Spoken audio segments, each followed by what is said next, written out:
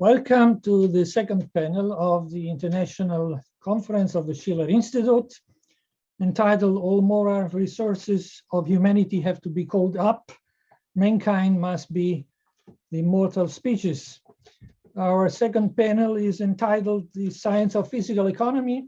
My name is Claudio Celani. I'm talking to you from Wiesbaden, Germany. And I say good evening to all European viewers and African viewers. I say good afternoon to our viewers in the Western Hemisphere. And somebody in Eurasia or Asia must be deep in the night and even early in the morning. So to those who are up, I say good morning, even if the lark has not yet sung, as Shakespeare would say. So let me go straight into our panel, which, as I said, is entitled The Science of the Physical Economy. And it starts with an overview of the global economic crisis to go into the cases of Afghanistan and Haiti, which you heard from the first panel, represent now a most urgent case of desperate need for intervention for emergency, but also for a perspective for development. Then we will go also into the health crisis. So let me start then by introducing the first speaker, who is Paul Gallagher, who is speaking from the United States. He's the co-editor of the Executive Intelligence Review, and his address is entitled Stopping Today's Hyperinflationary Policies. Go ahead, Paul.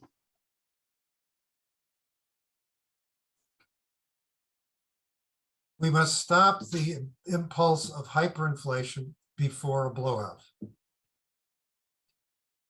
Ironically, on Wednesday, President Joe Biden named a new, quote, top priority, reversing inflation, unquote. He said he would tell American regulators to clamp down on speculation, to push energy prices down, etc. Many commentaries said he sounded like he was in China, where this has recently been done. Perhaps Biden wished. A heuristic device showing why rapid inflation and even hyperinflationary breakdowns occur was introduced by Lyndon LaRouche in the 1990s and called by him the triple curve typical collapse function. The diagram there appears to be a simple one. But the current storms of inflation, which are threatening millions of lives as they hit fertilizer and food, household heating and electric power, can't be stalked to their origin and cause without understanding LaRouche's typical collapse function. He introduced it as part of a general forecast he made of approaching conditions for a financial and economic breakdown crisis. And indeed, the years that followed were marked by continuous debt bubble collapses. The Asian crisis stock collapses, the Russian and Brazilian bond defaults, the dot-com bubble collapse, leading to the US home foreclosure crisis and the global financial collapse of September 2008. LaRouche, 14 months before that global collapse, had declared it to be a certainty in an international webcast like this one. Therefore, the economic actions he demanded after introducing this triple curve in order to stop its fatal collapse are critical now.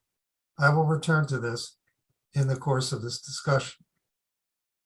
Recall August 2019, when the world's leading central bankers and private mega bankers met at their annual policy conference in Jackson Hole, Wyoming.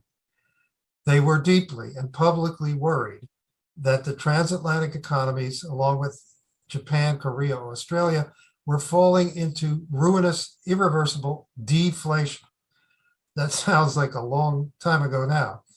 Leaders at that conference, Bank of England chief Mark Carney, and a gang of 4 BlackRock executives who were all former central bankers in Europe, declared that the major central banks had to seize authorities from governments. They themselves named this a, quote, regime change, unquote, in order to create demand and create inflation at all costs. Their strategies were unrestricted central bank issuance of helicopter money for specific emergency spending purposes, the BlackRock bankers, and the creation of central bank synthetic digital currency, Cardi. So the waves of inflation that have been breaking over the past year or so are intentional, and these central banks have driven them. Here is the inflation of the price of 20 globally important commodities over the course of this century to date, leaving out the years immediately around the crash of 2008 and the Great Recession. The price measuring point in each year is July. The first period, 1000 to 05, shows significant inflation, quote, warm inflation, shown here by pink color. The average commodity across the 20 inflates at 11% per year going into the 2007-08 crash. Then the decade 2009 to 19, no inflation at all of these commodities. Then the 2 years 2019 to 21, rather suddenly, hot inflation. The average commodity inflates at 30% per year. And then for these past 3 months, July 15th to October 15th, very hot inflation. The average commodity inflating at perhaps 125% per year if it were to continue. This rapid and rising inflationary surge is across the board. Energy commodities are inflating faster than most others, but no one speculative market explains this. There definitely are speculations playing big roles, but the surging inflation is across the board and not proving at all transitory. What were these central banks deciding to do in 2019? They were and are trying to inflate away this bubble of global total debt, which grew by 40 trillion or 20% in just 3 years, 2015 to 18. Rather than reorganize this debt by Glass-Steagall bank reorganizations, by write-downs of speculations, and by issuing new credit for high productivity infrastructure projects needed in the world, their choice was to inflate it and replace it with a gigantic new, quote, green finance, unquote, bubble.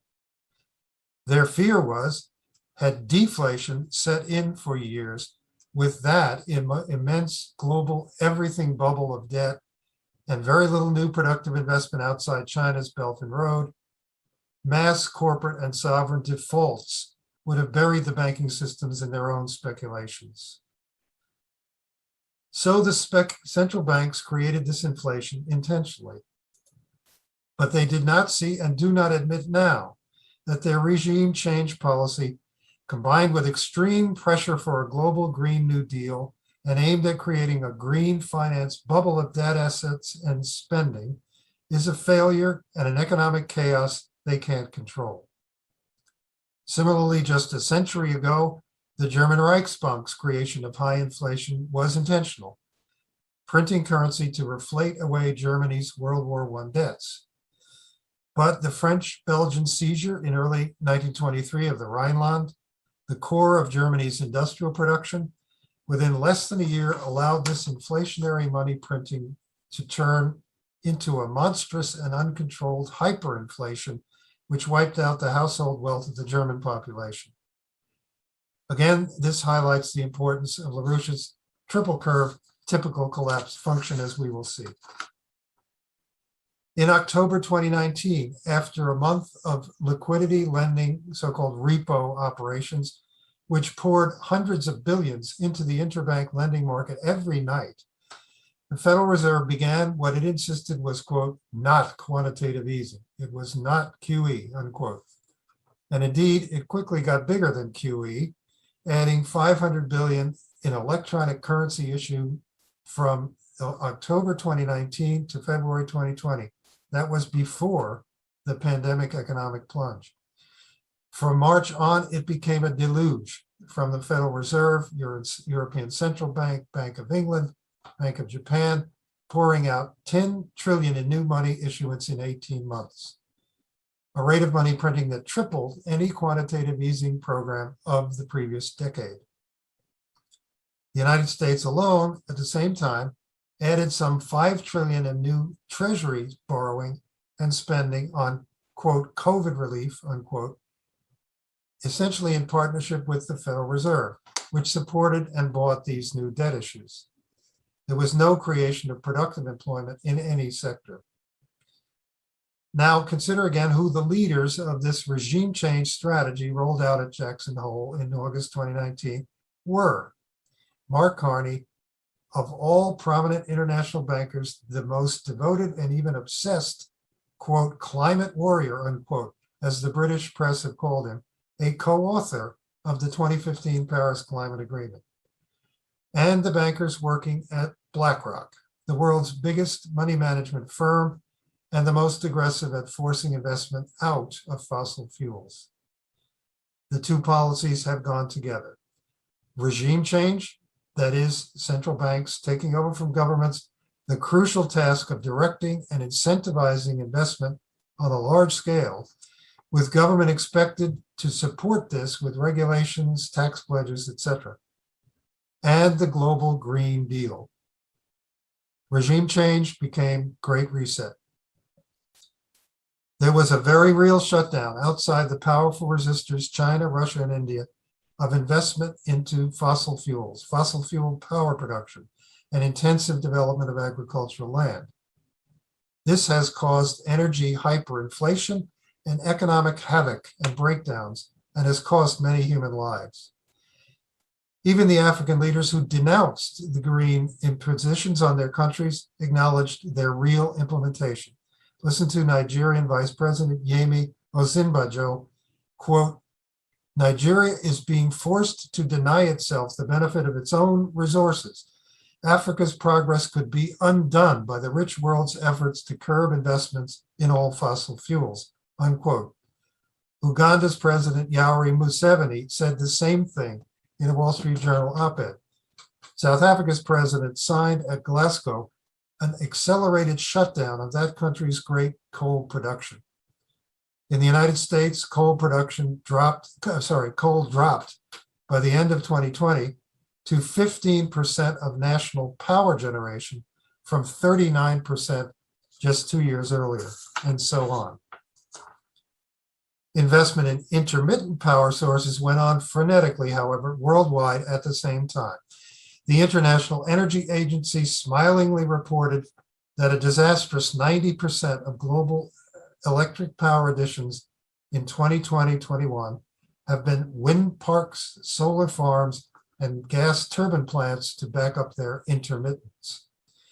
Obviously, the COVID pandemic caused a sharp plunge in the productive economies of the entire world. But nowhere in the leading economies of North America and Europe were any infrastructure projects launched to restore productive employment. Desperately needed hospitals around the world were not built against the pandemic, despite China's example. Public funds were all thrown into relief and wage substitution. There was just that one exception, larger and larger wind and solar projects and their Sancho Panzas, the natural gas turbines. It's painfully clear that these investments have failed the real economy and through storms of inflation have now caused energy, power, and transport chaos and threatened already depleted food production. These investments have proven to lower general economic productivity, and that hits the economy harder and longer than a simple temporary shrinkage of economic activity.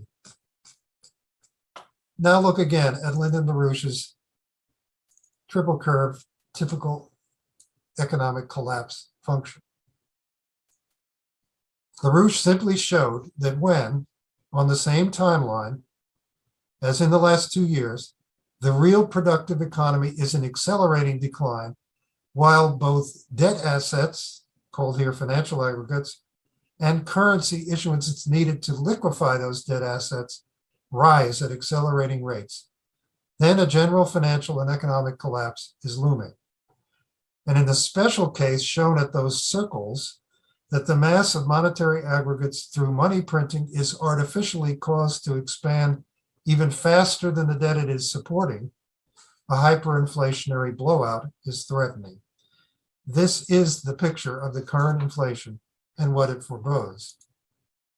The response from the largest banks, fund managers, pension funds was clear at the Glasgow summit: to ignore the chaos and inflation and demand a bigger, faster, quote, shift of the trillions, unquote, out of anything producing carbon and upholding human life and human population numbers and into green finance. Prince Charles, the most influential green dealer in the world, who also has the world's largest carbon footprint, spoke for them, quote, climate change and biodiversity loss pose an even greater existential threat than the COVID-19 pandemic, to the extent that we have to put ourselves on a warlike footing. With a growing global population creating ever-increasing demand on the planet's finite resources, we have to reduce emissions urgently. We know this will take trillions, not billions of dollars. Here, what is needed is a vast military-style campaign to marshal the strength of the global financial sector. With trillions at its disposal, far beyond global GDP, and with the greatest respect, beyond even the governments of the world's leaders, it offers the only real prospect of achieving fundamental economic transition. Now, there's a historical model for this, quote, fundamental economic transition, unquote. I mentioned earlier the German hyperinflation of the early 1920s. The central banker who came in 1924 and stopped that with a new currency and a very painful austerity policy against households and the economy was named Hjalmar Schacht.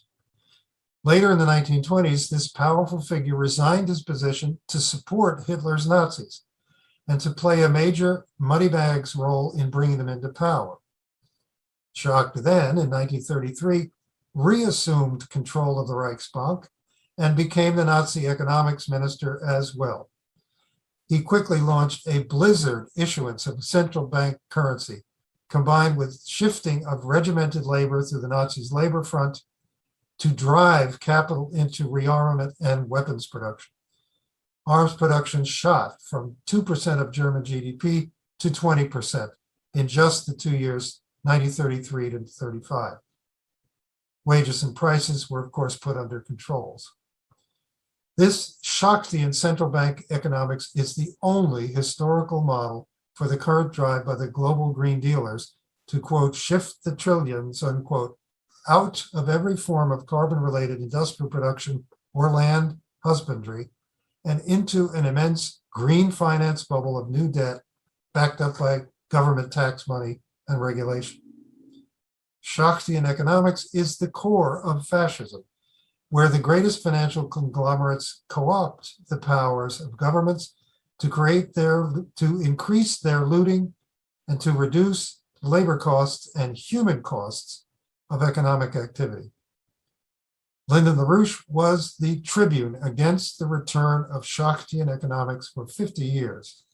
When President Richard Nixon in 1971 ended the US dollar's gold reserve basis, he struck down President Franklin Roosevelt's highly productive Bretton Woods monetary system. Nixon implemented wage and price controls and pushed a political economic Southern strategy, the start of globalization, sending industrial jobs south to cheaper labor pools. Lyndon LaRouche immediately then denounced, and throughout the 1970s, that this was leading back to Schachtian fascist economics, to wars and potential pandemics, and to depression. LaRouche became prominent by confronting dominant Keynesian economists who were admirers of Schacht for his so-called public work creation and his trade policies. LaRouche's warnings and legislative proposals to stop the crash in 2007-08 were blocked. So he defined how to prevent another worse financial and economic breakdown, the one now coming at us. First, break up the biggest banks by Glass-Steagall Acts. These are the banks of Mark Carney's so-called alliance to push the trillions into green finance. And they are huge zombies, much too big for the central banks to let them fail, and much too big to lend. They simply speculate. This, Glass-Steagall, will be the biggest blow to the green bubble. Second, long-term nation-to-nation energy contracts, such as the Russia-Europe gas contracts, which, contrary to the propaganda nonsense, just this week brought the natural gas price down by 10% in Europe. And third, a, quote, new Bretton Woods, unquote, a credit agreement among major economic and technological powers to stabilize exchange rates and to provide credit for new infrastructure projects. Immediately, a modern system of healthcare facilities in every nation, and emphatically producing new nuclear fission power plants and advancing fusion power development. Thank you, Paul. I think we should include in the LaRouche collapse function also the cost of the regime wars which have been launched in the last decades. Only for the Afghanistan war, $2.3 trillion have been spent in the most unproductive investment, which is the destruction of wealth and human beings. And so we come to the topic of the three next speakers, who will talk to us about the situation in Afghanistan and proposals and ideas, both for emergency intervention now and for the longer term development perspective. I remind all the viewers who just connected that you are watching the second panel of the International Schiller Institute conference. Our panel is entitled The Science of the Physical Economy. So our next speaker is Professor Pino Arlacchi from Italy. He has been the Deputy General Secretary of the United Nations, Director of the UN Office for Drug Control and Crime Prevention, and he has also been the Rapporteur for the European Parliament on Afghanistan. So he has a lot of experience there, and he will talk about avoiding the coming catastrophe in Afghanistan. Mr. Arlacchi, Professor Arlacchi, will speak in a taped interview, which we have taped already. I believe that the UN agencies are saying the truth about Afghanistan today. Situation is tragic because winter is very tough in all the country. I know the country very well. And the Taliban are just there since a few months. And there is just a very, very small number of initiatives in terms of humanitarian aid from neighboring countries. They are the only one that I am aware of. The European Union committed to continue to invest around $1 billion a year in non-military aid to Afghanistan, like the Union is doing since a long time. But I'm not seeing any confirmation about this and any plan to spend this figure in an emergency situation. USA, really, I don't know, because the Americans are completely silent. They are showing lack of responsibility on a country that they occupied, they took care of for 20 years. It's really astonishing, their behavior. They behave like they've never been there. And so on the table outside Afghanistan, there is only this issue, this small flow of humanitarian aid from neighboring countries. There are also other forms of relief that could be put in place. First of all, giving back to Afghanistan their money, the Central Bank of Afghanistan money that is frozen, is at least $4 billion, frozen by the Americans. And I mean, it's a substantial amount of money. Don't forget, the GDP of Afghanistan This is just 20 million. So they're freezing a substantial part of their own money, their own GDP. And I really do not understand why they continue to do so. I mean, they don't want to give the money to the Taliban, but humanitarian aid can be delivered straight to the population. There are many ways to do not involve the government in that. And then this makes really this action almost a crime, this inaction almost a crime.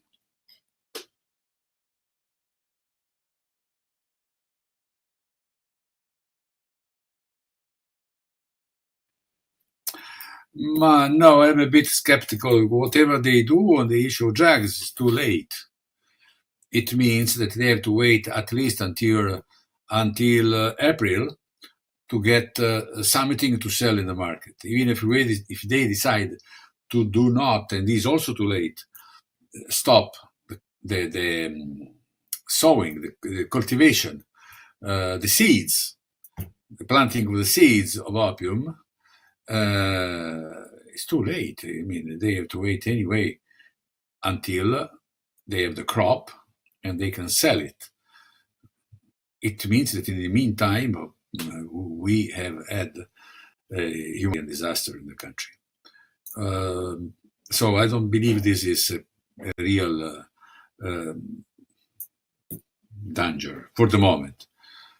The real danger, as I said, is the total indifference and the cynical calculation to starve the population in order to change regime. And this is the worst hypothesis. And I'm afraid that can concretize. To have a collective punishment of people is one of the most horrible international crime according to international law. You cannot punish a population because they have a government that you don't like. Even in extreme situation in the past, for instance, North Korea and so on, international community was able to organize when they got a big problem. 15 years ago, there was a lack of food all over the country. International community intervened, even if the government was completely outcast, North Korean government.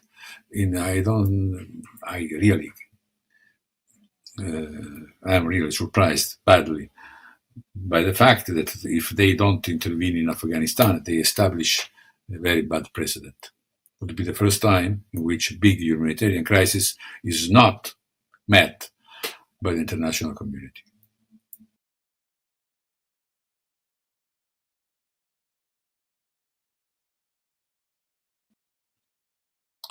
It is at least something that is moving on.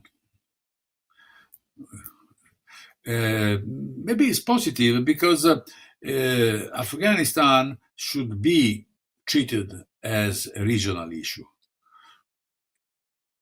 Neighboring countries of the region should take care, first of all, of Afghanistan. Now, Europeans and Americans should also intervene and be active part of the reconstruction of the country. But this should occur just because they ran the country for 20 years. So they have a responsibility.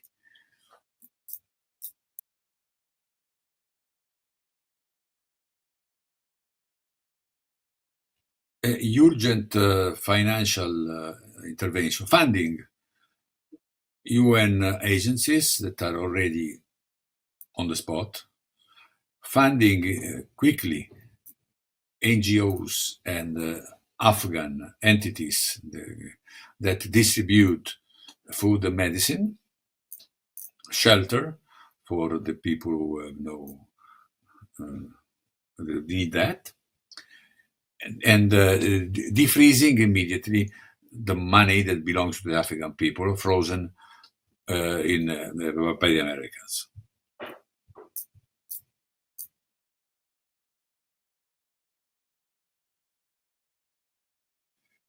The West should help a reconstruction of the country.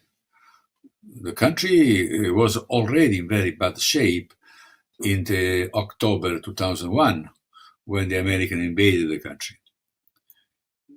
So you have a country that is destroyed by more than 30 years of civil war and by foreign invasion. That has to be rebuilt from the scratch. Even if there is some kind of development, urban development, for instance, Kabul changed, now is a much bigger city than it was 20 or 30 years ago. But most of the not urban, the rural Afghanistan is as it was at least 10 years ago. There are more schools, of course, there was a progress, but this progress was absolutely natural. It was all the region that grew in the last 20 years. Afghanistan just grew at a rate a bit lower than the rest of the region. So reconstruction, a big reconstruction plan for Afghanistan, taking care of the resources of the country that are relevant. Afghanistan is one of the poorest countries in the world, but this is because of the tragedy of the civil war. Potentially is a country that could be a middle income country in a relatively quick, short time, not more than 10, 15 years. Afghanistan could be completely different. It has natural resources. It has a lot of people who emigrated that can come back, bringing a lot of resources. And also is a country with a big potential, particularly in agriculture and small industry.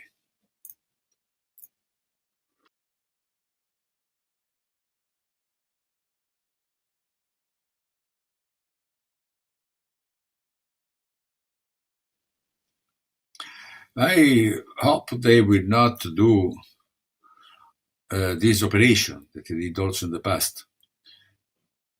They will push Afghanistan in the hands of China and Russia because they could be the only two great power who take care of the country. And then blame Afghanistan because it moved on the so-called other side. So they basically create the threat, and then they go to fight the threat, and maybe ask the Europeans to help them in fighting a threat that they themselves created. Since they did it in the last 30 years all over, the Americans, first they create the threats, and they ask help, they offer protection from the same threat. I hope they will not repeat this with Afghanistan. Thank you, Professor Arlacchi. We taped this interview 2 days ago because today Pino Arlacchi had a previous engagement in Italy. He promised, however, that if he can, he could join us shortly for the discussion. And now we go to the next speaker, who is Mrs. Amna Malik, who is president of the Center of Pakistan and International Relations, and she will speak on the topic Socio-Economic Conditions in Afghanistan and the Role of the Global Community. Bismillahirrahmanirrahim. My name is Amna Malik, the President, Center of Pakistan and International Relations.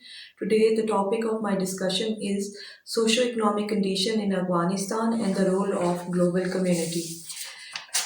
We all know the withdrawal of US and NATO troops on 15th August 2021. A new interim Taliban-led government is now in power in Afghanistan. The flows of international aid and development assistance, which the country largely depended on for its advancement prior to 15th August 2021, have been almost entirely disrupted. The international donor agencies like World Bank, the IMF, the Asian Development Bank, and EU decided to freeze budgeted project funding payments to Afghanistan. Afghanistan owns assets abroad as well as official development assistance plan. Therefore, after US withdrawal, there is a new need of a new phase of reconstruction and state rebuilding in Afghanistan may hence be passed on to other regional players such as Pakistan, China, and Russia. If we talk about the governance under Taliban, which is highly totalitarian, there are no available positions for other ethnic groups like women and minorities. This has highlighted Taliban neglect of the civil and political rights of the population and demonstrated their refusal to compromise. In a country where 75% of the population live in rural areas, state-centric development funding has failed to reach those population in dire need of services. Rural communities have often been neglected in social political development programs, further undermining the legitimacy of the central government. This has resulted in minimal improvement in areas where poverty and radicalization have negatively impact the socio-economic status of the people's lives and maintain ripe conditions for insurgency. The world needs to awaken on this call. Afghanistan economic condition, if we talk about, this is amongst the poorest nation, deprived of basic health, education, and standard of living. At present, the Afghan economy does not produce enough revenue to provide even basic needs such as food and power for its citizens.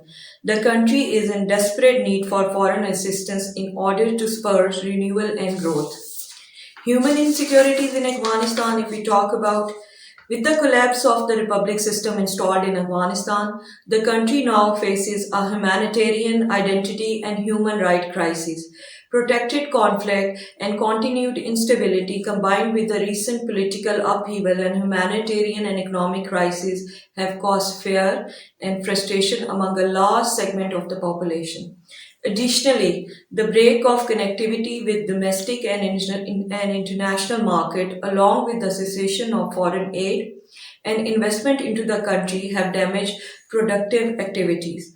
More than 120,000 people have been evacuated from Afghanistan, including qualified professionals in social, economic, and political sectors. Quite unfortunate situations.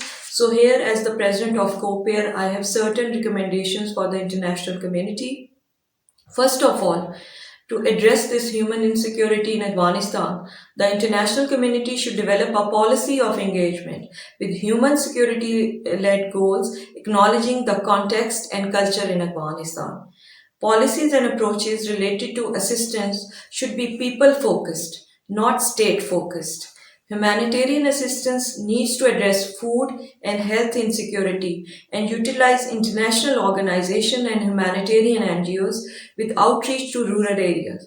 These programs should provide basic services related to health, food, shelter for internally displaced population and those in dire need of assistance. Programs should also include a discourse component to provide a safe opportunity for individuals from different sectors to engage in critical reflection and dialogue on social economic conditions.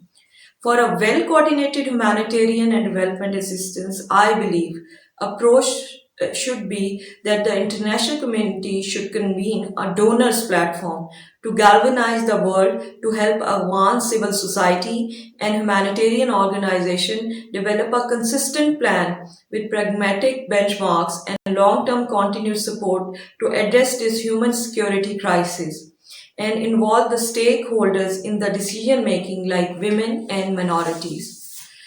Furthermore, development projects should be channelized and implemented through civil society organizations and provide realistic and achievable benchmark. The development model should be designed based on the social and economic realities of each province and ethnic community. Programs should require the local community that receive aid to contribute in time and in kind to development projects that they need in their communities. Furthermore, measures to immediately counteract the food and health crisis by organizing aid in the amount needed and by channels acceptable to all the sides. Furthermore, securing the resumption of the financial flows by providing refinancing and cash to banks in the economy, which is largely cash based and in which only 15% of the population have access to traditional banking services. Partnering with foreign academic institutions and government for providing tertiary education and health facility in Afghanistan. How Pakistan play its role in peace building. Troika Plus, Islamabad hosting a meeting comprising Pakistan, China, Russia, and United States to discuss the latest situation in Afghanistan. Pakistan has always supported as a government peace and regional cooperation and economic stability in Afghanistan. There are certain practical policy recommendations for the government of Pakistan. Development and rehabilitation of Afghanistan through A. Regional cooperation for economic relief, B. Humanitarian assistance package, C. Enhancing role of regional organization, D. Protection and security of investors, E. Focus on long-term economic goals, F. Support for inclusive development, Support for development assistance project, and finally, connectivity through transportation infrastructure. At the end, I would like to say that peace in Afghanistan is peace in South Asia and peace in the world. Regional and global power should form a unified and collective approach to deal with Afghanistan issue. We as an organization is joining hands with Schiller Institute for their initiative for the humanitarian assistance to Afghanistan. Thank you very much. Thank you, Mrs. Malik. For the protocol, I forgot to say that Mrs. Malik, of course, is from Pakistan. And now let's go quick to the second speaker, next speaker, who is Dr. Shah Mehrabi, and he's from Afghanistan. He's a member of the Board of Governors of the Central Bank of Afghanistan, and he's the chairman of the Audit Committee. He will speak on the topic, how to avoid the collapsing economy and humanitarian crisis in Afghanistan. Please, Mr. Mehrabi. Okay. Good evening to our colleagues in Europe, and good afternoon to our listeners and participants in the United States. I'm very pleased to be here in this important role that we need to, as an international community, play in trying to rescue Afghanistan from collapsing further the economy, which is in a state of free fall. I think it's to set up the context of what I would like to talk about is to briefly, in a brief fashion, three issues that I would like to raise. One is what existed prior to August 15 with regard to the economy. I'm an economist, so most of my focus will be there with regard to economy. Now, I think a lot of people need to realize that economic conditions that existed prior to August 15 were deteriorating gradually and substantially. And the factors responsible for bringing this downturn, one was drought. Now, drought, majority of the provinces were affected. I think it was 25 out of 34. So that created quite a bit of problem because here, drought, we had, we don't have a really irrigated system. So you rely heavily on rain and fall and snow. Now, so the impact of this was already felt by both rain-fed farming as well as the livestock. So that already contracted the agriculture sector. And in the limited irrigated farming that we have has also experienced substantially low growth rate. Now, and that what happened also, we had a limited amount, Afghanistan, a limited amount of investment in irrigation, rehabilitation, that also clearly was in a state of decline in the food and agriculture products and all this that Afghanistan embarked on food processing sector that also technically came to a full stop. So the severe drought and confidence, the lack of confidence, let's put it this way, and then also lack of investment as a result of conflict, it resulted in a negative growth for the economy. And as a matter of fact, it depends on how you look at a projection.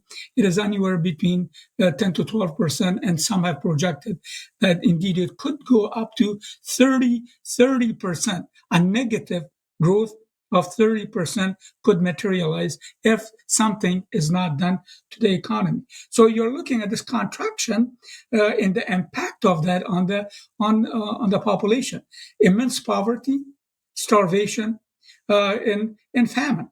So you're looking at the economy that heavily relied on donors' assistance.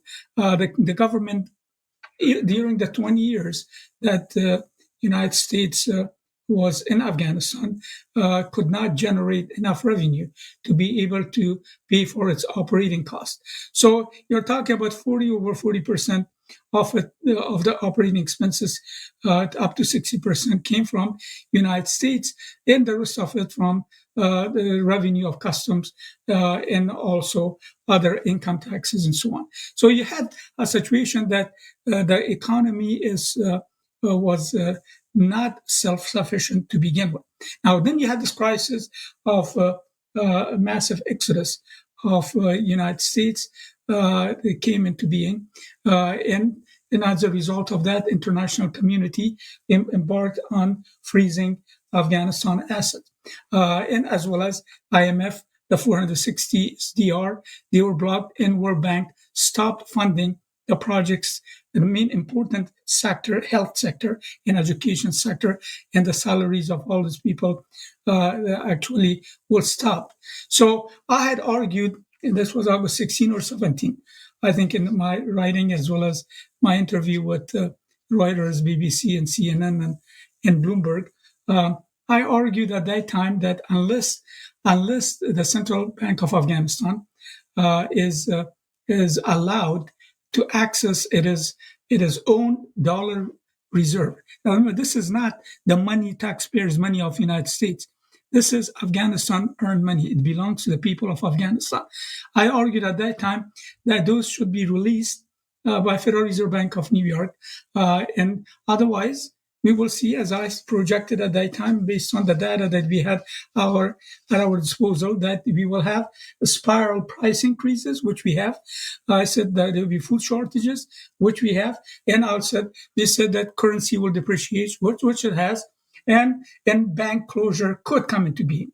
To some extent, I think you have been somewhat lucky. There was some money reserve, some reserve were left in the central bank. When the new regime came into power, as a chairman of the audit committee of the bank, I got my Comptroller General to go ahead and lock the vault and to give an accounting of all those domestic currency as well as foreign reserves that we had along with the gold. So we had a good accounting of what existed, and then sealed the bank till the new regime came, and then we opened it, and we actually have a good accounting of everything that was there prior to closure existed in the vault. So in that context, we had some cushion. That cushion is not going to last that long to be able to go ahead and bring price stability. You see, what happens here is that the Central Bank of Afghanistan has limited monetary tools to be able to control prices. And the instrument that has been used in the 20 years that I've been there, and a very effective instrument, and that was to be able to auction off dollars, to accumulate Afghanis, and to be able to reduce the impact on currency depreciation, and to be able to bring stability in prices. And that has given Afghanistan a very good record with regard to bringing down inflation at a single digit. And as a matter of fact, if one was to compare the prices of goods of Afghanistan with that of Pakistan, Iran, and other neighboring countries, Afghanistan had a good record as in achieving price stability. Prices are not that high. That has not continued as I projected. It will not continue. Afghanistan depreciated. Prices have gone up. Food, fuel, shelter. You heard the media constantly talk about that. It continues. So the lack of dollar in a market has caused importers not to be able to pay for the basic necessity of goods, and why the regime restricted the amount of goods that could be imported because of lack of hard currency to be able to pay for those particular imports. So, and also another safeguard is that, well, let's try to not allow people to have as much access to their saving, because having too much access to saving will dwindle the limited amount of reserve that are there. So what needs to be done at this stage is that we should, as I've also argued, that we should allow this reserve to be released on a limited. Now, as I have said here, argued very effectively, I think it has been carried out by most of the media as well. In the exact point that I said, it has to be, we have to allow limited, monitored release of reserve to pay for essential imports, and in addition, to allow central bank to engage in this foreign, what I call an auction process, to be able to control currency depreciation and to stabilize prices. And I had suggested $150 million. That is less than half of what we used to do that and what we used to auction. And what you could do with that is that you can monitor it. We have international auditing firm, and the top of it auction is it's an electronic auction. It has been very transparent. It is very easy to monitor, and at the top of it, you can get international auditing firm to give you further assurance and to verify that indeed the money is used for that particular purpose. After all, inflation affects the poor people. It affects the children. It affects the women who need to feed their children. It affects everyone. So why put a strangling hold on the economy overall? Why not allow this dollar auction to prop up the value of Afghani, to help the needs of ordinary Afghans? Now, the needs of the ordinary Afghans facing food security would have to be the main target in focus point here. And also I've argued that this political recognition should be delinked. Allow this process to go. Get engaged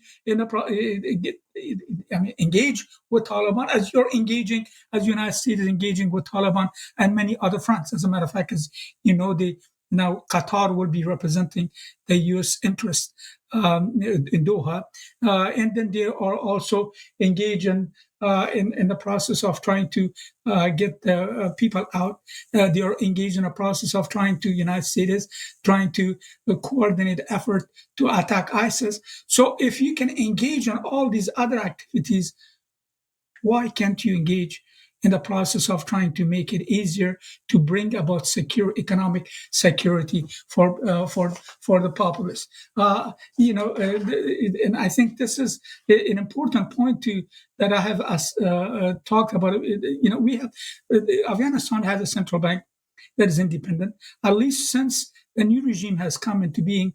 They have also brought in money that they collected from corrupt regime rulers of the past. As a matter of fact, they have brought in about $50 million into the central bank. That if there was some motive that they had, at least it hasn't been shown yet. Then also they collected about $200,000 from another $5,200,000.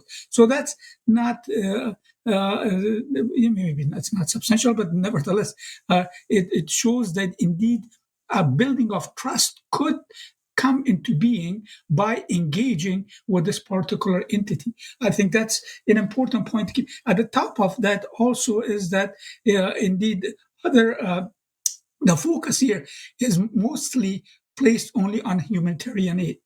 And I've argued that humanitarian aid is a noble cause. I think we need to pursue that. It is not a permanent solution. It is a short gap measures. The United States has invested 20 years with a lot of the taxpayers' money, and institutions were built. Why cripple those particular institutions? Channel these things to do the structures that are in existence right now. And those structures have got talented people who have learned how to manage and run the institutions and how to go ahead in a central bank to be able to conduct monetary policy. I think it's a way that you can go ahead and establish that. This is the reserve part.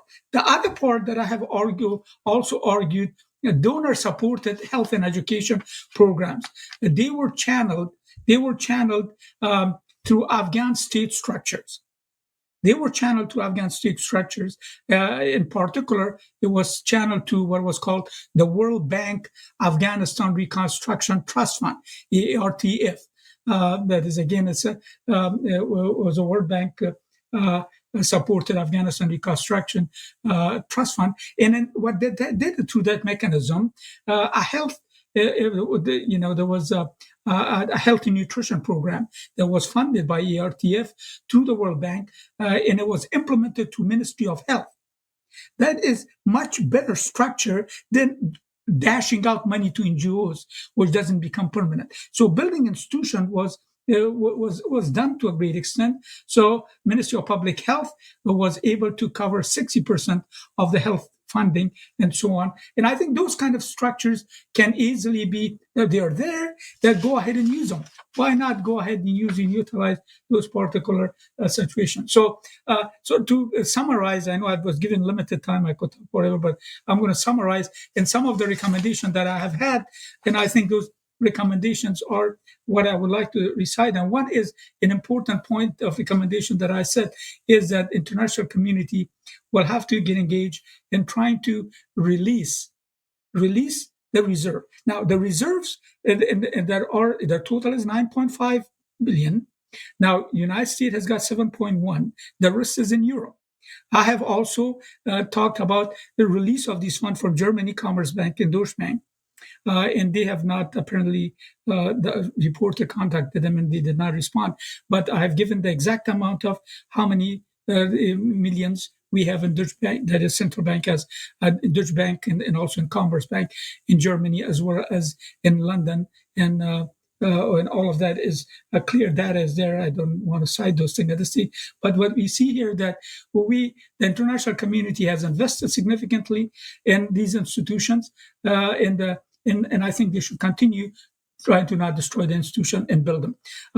Release of these reserves of both areas will have to be done. Engagement will have to take place. And I think the cooperation of regional group is very, very important. A point was brought up. As a matter of fact, now the current regime decided that since they did not have adequate USD to pay for the cost of electricity from the north, Uzbekistan and so on, they signed an agreement with Iran to buy electricity. So there's regional cooperation beside the cooperation from United States and Europe is very critical to get the economy moving again. Otherwise, we have, Europe should have, and so the United States should have very, very vested interest. These people are going to be, there will be massive refugees. It will affect the neighboring countries. It will affect Europe. They are going to go there. And then the huge cost of that is something that Europe, that Afghans could go to Turkey and then into Europe,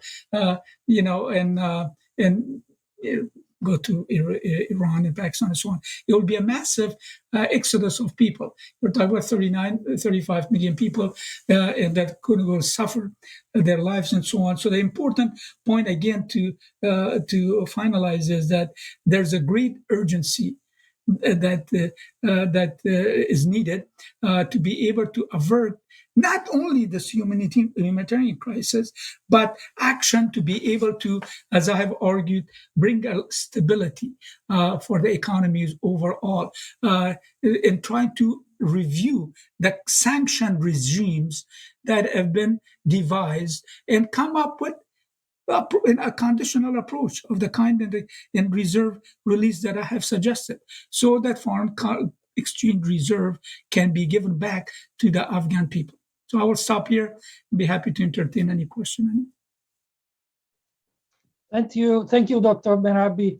I think the Western central bankers should learn a lesson from you on how to control inflation. Stay with us for the Q&A period, which comes pretty soon after the next short intervention, which will be by Mr. Iliad Alexander Terra. I hope I pronounced correctly your first name, sir. And he is an American, and he's the founder and president of the Council of Global Relations. The Council on Global Relations has been involved in Afghanistan for more than 2 decades, building capacity and supporting the Afghan people. From our perspective, what is needed is a new narrative, a narrative that states that the winning formula is peace, and that this is what we need to engage in is on a road from war to peace. This is fundamental, and the time for this is now. There is, from our perspective, no excuses and no justification not to enter in this space. The current crisis that the Afghan people are facing is quite bleak. Not only has their economy collapsed, not only are they facing multiple threats from regional influences, they have essentially a failed infrastructure and institutional lack of experience. And that just, the list goes on. We've all heard stories where Afghan families are selling their children so that they can afford and pay for food. This is not acceptable. This is not normal in modern societies and modern world community. And we need to ask the question, why is this happening? To understand why we are at this point in the crossroads, we need to have a deeper memory and look at the historic context of the Afghan crisis. Not this past 20 years, not this past 2 months, not even this past 40 years that there's been constant wars and struggles in the country, but going back centuries as to why Afghanistan is and has been the subject of the so-called Great Game, torn to shreds, divided and attempted to conquer repeatedly for various stakeholders, and why this formula has been at play and in force. Obviously, Afghanistan's geopolitical location, its natural resources, and even its human capital of its highly intelligent, capable, and currently tech-savvy population of youth. Why is it that this region has been decimated, and this country and these people are struggling in this way? And so an honest and transparent investigation and exploration needs to be done on this and shared as a way to educate and inform policy and inform solutions. Thank you, Mr. Terra. So we have now a period of question and answer discussion. I invite the speakers to join me. We will have 20-25 minutes so we can accommodate a few questions. I see Mrs. Helga Zepp-LaRouche, the founder and chairwoman of the Schiller Institute, has joined us. Hello, Helga. We have Paul Gallagher is with us. Dr. Mehrabi is with us. And is Dr. Terra there? Yes. So Yes, I sir. would first ask you, Helga, if you have some remarks, if you followed the presentation we had so far, and if you want to say something.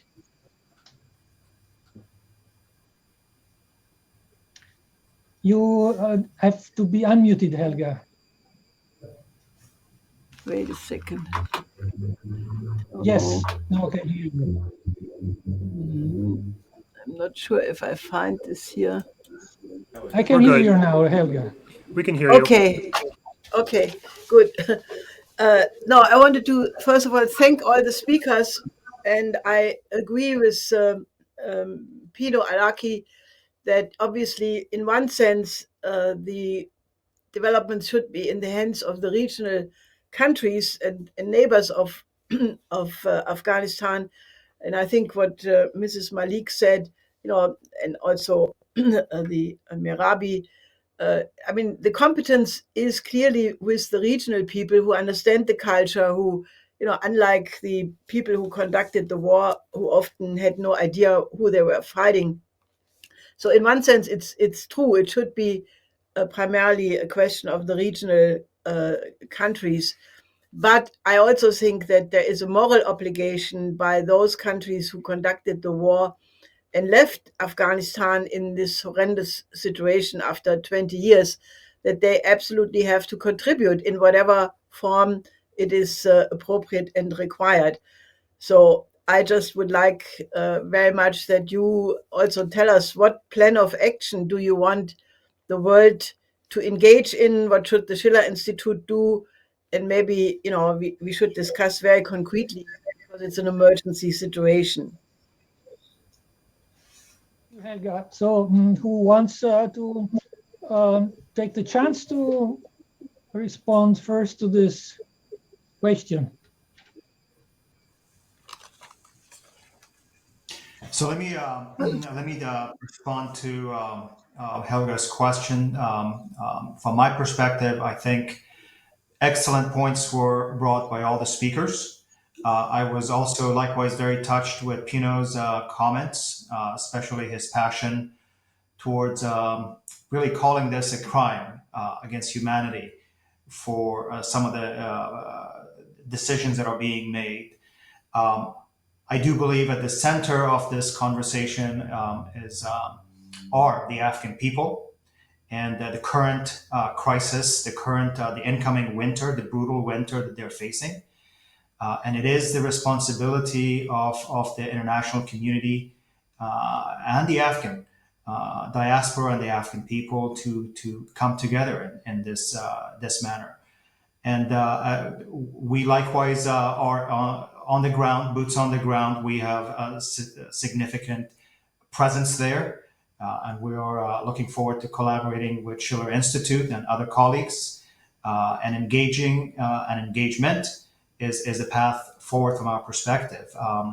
And I would like also to add one comment to Dr. Mehrabi's comment in terms of the contributing causes of the economic collapse, and that was well thought out in terms of the drought and its impact on agriculture and etc. But there was another contributing element, and that was corruption, pervasive corruption that was both domestic and international, that impacted, and we've heard all the stories.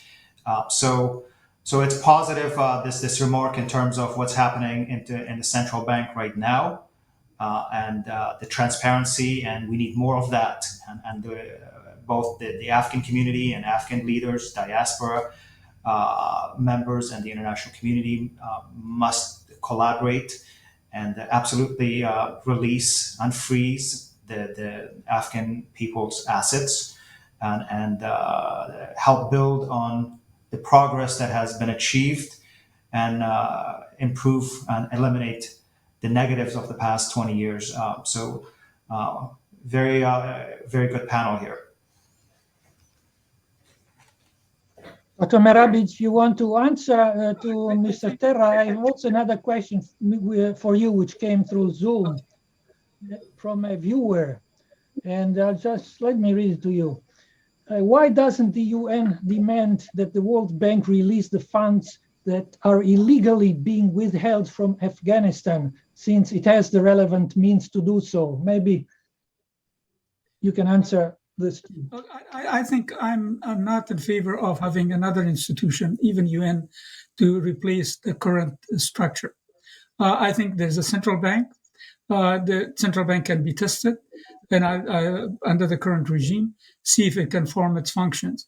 The two things that I'm opposed. Now, one is that has been suggested that a commercial bank could be allowed to engage in auctioning, and transfer of fund could be done to the hands of one of the commercial banks. I totally oppose creating a new structure within this existing structure. The same thing is, I think United Nations is not equipped. I think they've done a fairly good job overall, I assume, in terms of trying to get this international community to take some important steps, and I think they are commendable. $1.2 billion in donor pledges that in September, so that they can handle the humanitarian crisis. I think that should be relegated to them, as all United States, United Nations can help Afghans in that area of bringing some relief. I think I would argue that indeed a constructive engagement in the area of trying to target first reduction of or coming up with a mechanism to address this sanctions is a way forward to be able to come up with some understanding, and then allow the regime to be able to have a breathing room through engagement, to be able to come up with some of the what has been argued leverage, if you want to use that as leverage. I don't know if the United States did not have leverage when they were there for 20 years. There was corruption. The point that my colleague was raised was a very valid one. There were conferences held that I attended. I was a senior economic advisor to two ministers of finance. We had conferences, elaborate conferences in London, Germany, Geneva, Japan, and the donors would dash out money and they will ask for transparency, and the corrupt, that is the United States as well as other Europeans, did not go ahead and enforce the benchmarks that should have been attained without those siphoning off the major part of the money that was allocated for purpose of bringing transparency or for building institutional structures. That did not happen. As to whether the United States will still have a leverage to be able to on Taliban is an open question.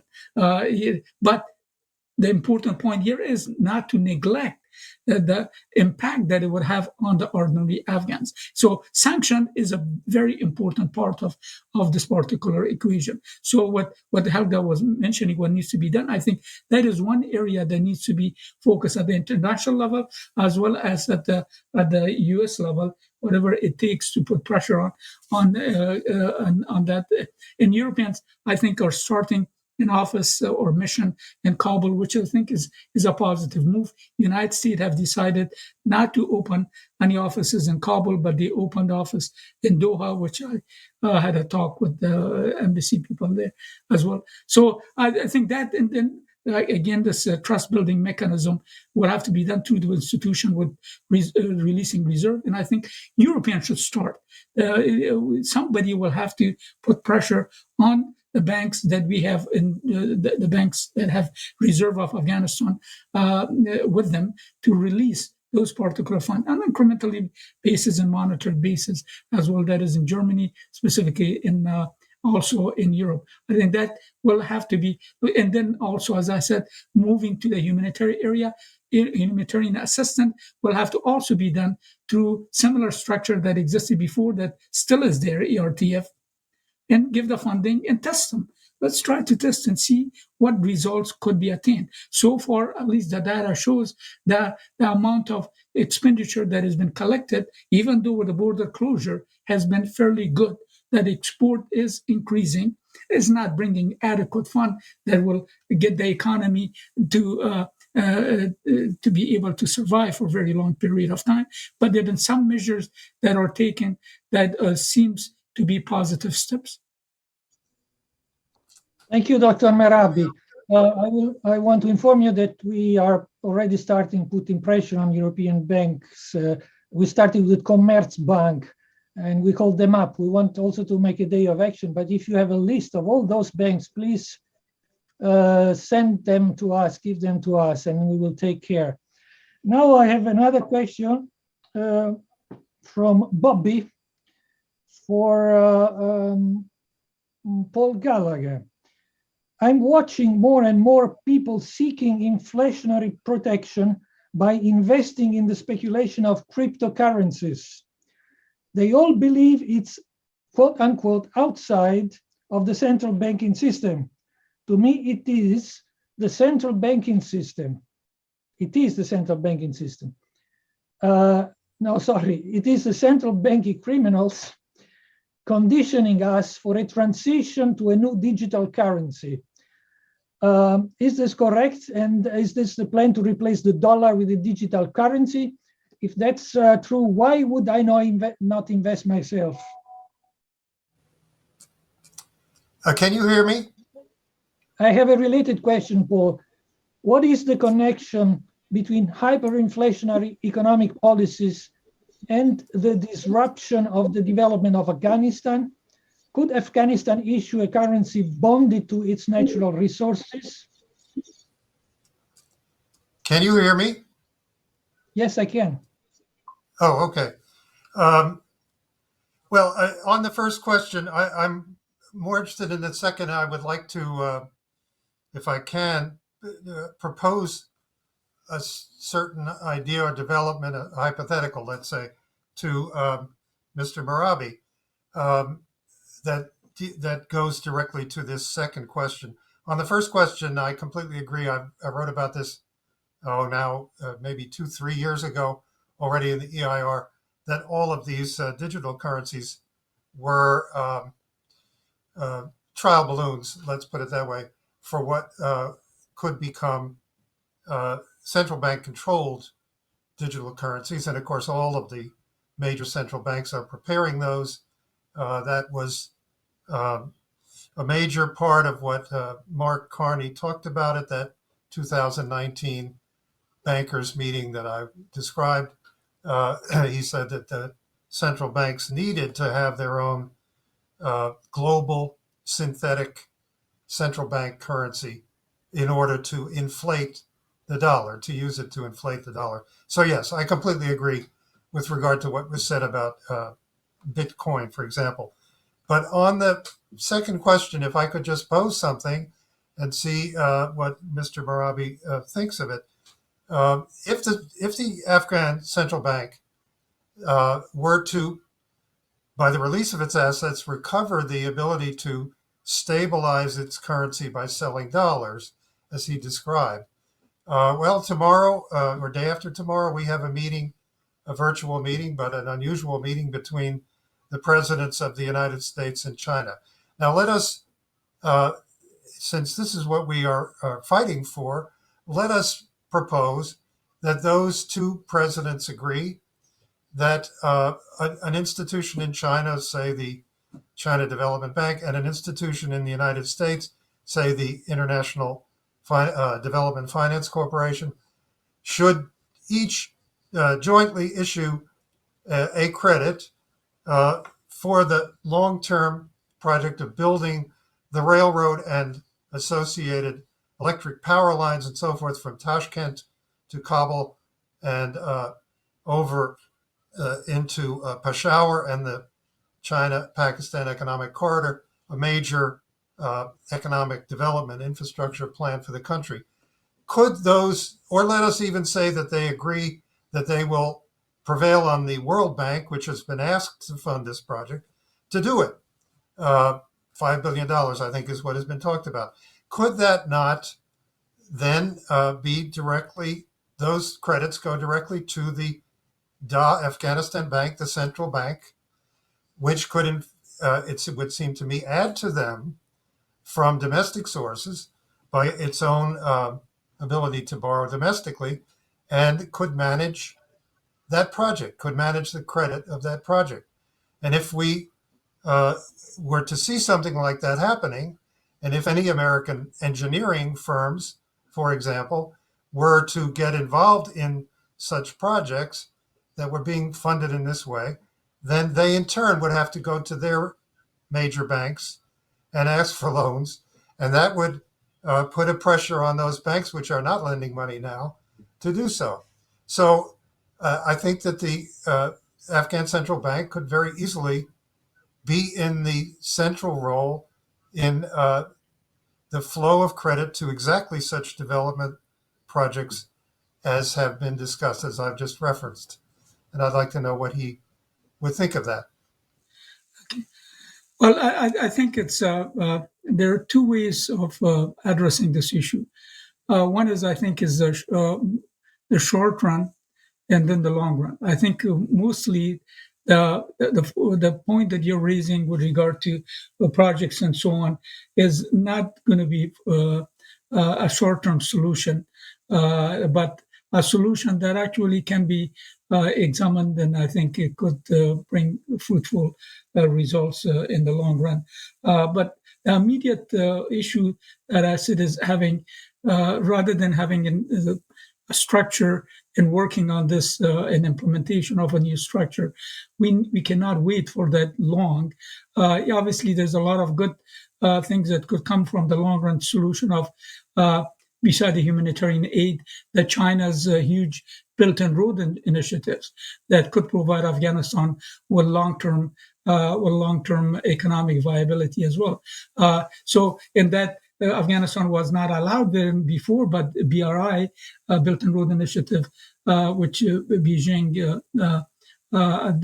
pledged over, I think it was $60 billion or so for infrastructure in Pakistan. That also could be instrumental in the long run, beside what I said about the RTF and channeling those or through Project Afghanistan. But to add us all of that, it goes back to sanctions again. You've got the United States that have imposed severe sanctions. No country is going to act unless those sanctions are addressed in releasing of these particular, not only funds, but also allowing other banks to be able to go ahead and engage in the process of transaction with the central bank of Afghanistan. Now, look, we had remittances. Remittances, they constitute about 4% of GDP of the United States. When Western Union decided that because of United States pressure, first decided that no remittances would be allowed. It really brought even more hardship because a lot of people this was their one other means of livelihood for them. So the United States decided, okay, well, we'll allow Western Union then to go ahead and allow this transaction to take place. So going back, it has to be addressed first and foremost that this thing of only release of sanctions in humanitarian area is not the true solution. All the sanctions will have to be examined by the United Nations as well as by the Treasury Department of the United States in trying to come up with not only a short-term, but definitely a long-term solution. Thank you, Mr. Mehrabi. So the next question comes from New York City. And it's a little bit long, but I'm going to read it. The world has seen the giant 20-year mistake that the United States has committed in Afghanistan and sees what it's doing to Haiti now. Is the international community afraid to react and condemn the United States for what it has done?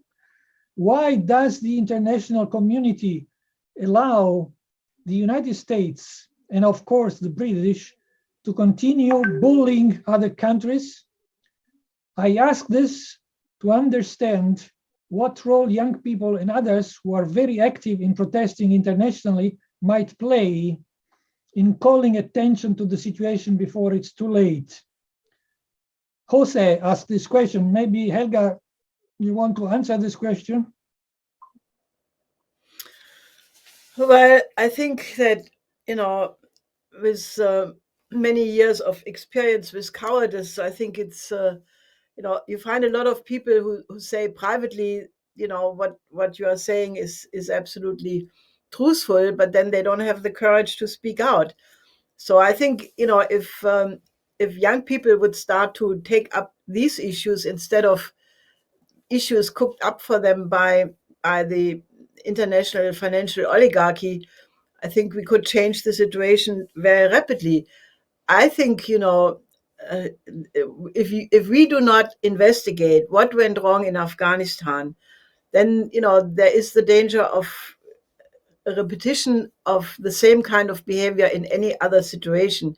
And I also think this idea of going back several hundred centuries, the great game, the role of the British Empire.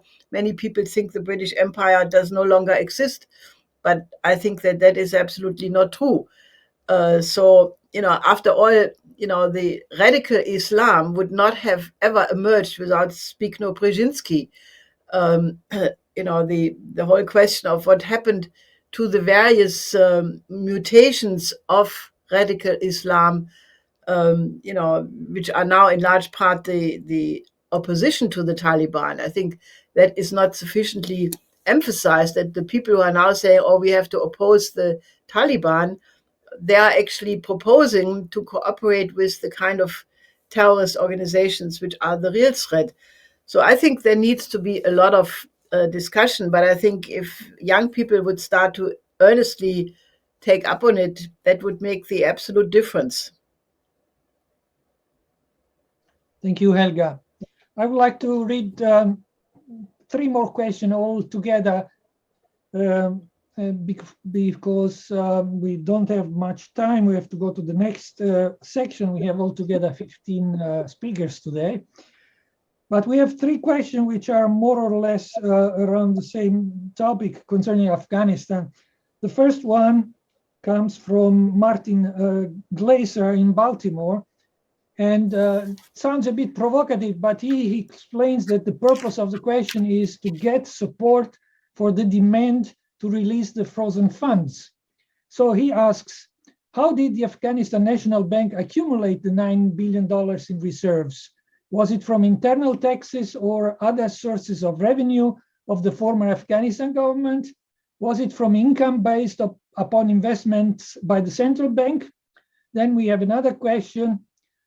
What steps have been taken to ensure that monetary reserves are released by Europe and the international community? This comes from Dr. Gerald Ezekiel from Burkina Faso. And then we have one question from France, from Matthias Mabillot, who asks, is it possible to have more details on the resources and economic perspectives for Afghanistan? So I think, Dr. Mehrabi, these are questions for you if you wish to answer. I think the first question, where the reserve came from, they're all the sources that were listed. They are where the reserves have been accumulated. Central bank invests heavily in countries that have high rate of return and safety and security. And I think that has been the country that is Afghanistan has been lucky in attaining high rate of return that has allowed it to be able to generate enough interest on those investments, and that is a part of that. But they're also part, obviously, of our export earning and from our revenue. So those are all points that were raised. Those are correct. Those are sources where we got the revenue from. The second question, what is steps taken to release? I think I mentioned that what I would, I on my own, is started this in the proposal that I cited. If you were listening to that, was this monitored, the controlled release of 150 million monthly. I started that, and then I think a month and a half or so later, Taliban formally requested the release from the United States government in their Doha meeting. And that took place as well. And Treasury Department did not respond, and I think they did not respond because at that time they argued that they were examining that. At the top of it, I've met with many congressmen as well as senators and their staff formally over the past month and a half, trying to get them to sign. Well, we have already circulated a petition, and I think I sent the petition to Jerry Belsky, Mr. Belsky. And so we started a petition, one, and then also second, I've written a letter that would like Congress people to sign to President Biden to address this particular issue as well with regard to release of funds. So that's the steps that we have taken overall. Then the third question was something about the prospects, I think, of Afghanistan in the future. The economy is not going to have much of a future unless, as I said, with the GDP decline started about 9% for the first month and went down to about 13%. It is projected to go down at 30%. That is a collapse of the economy. So unless these issues that we mentioned, easing flow, preventing access to foreign exchanges, address the expense of ordinary Afghans, as I've said, allowing these aids of 450 billion, $50 million that are at the hands of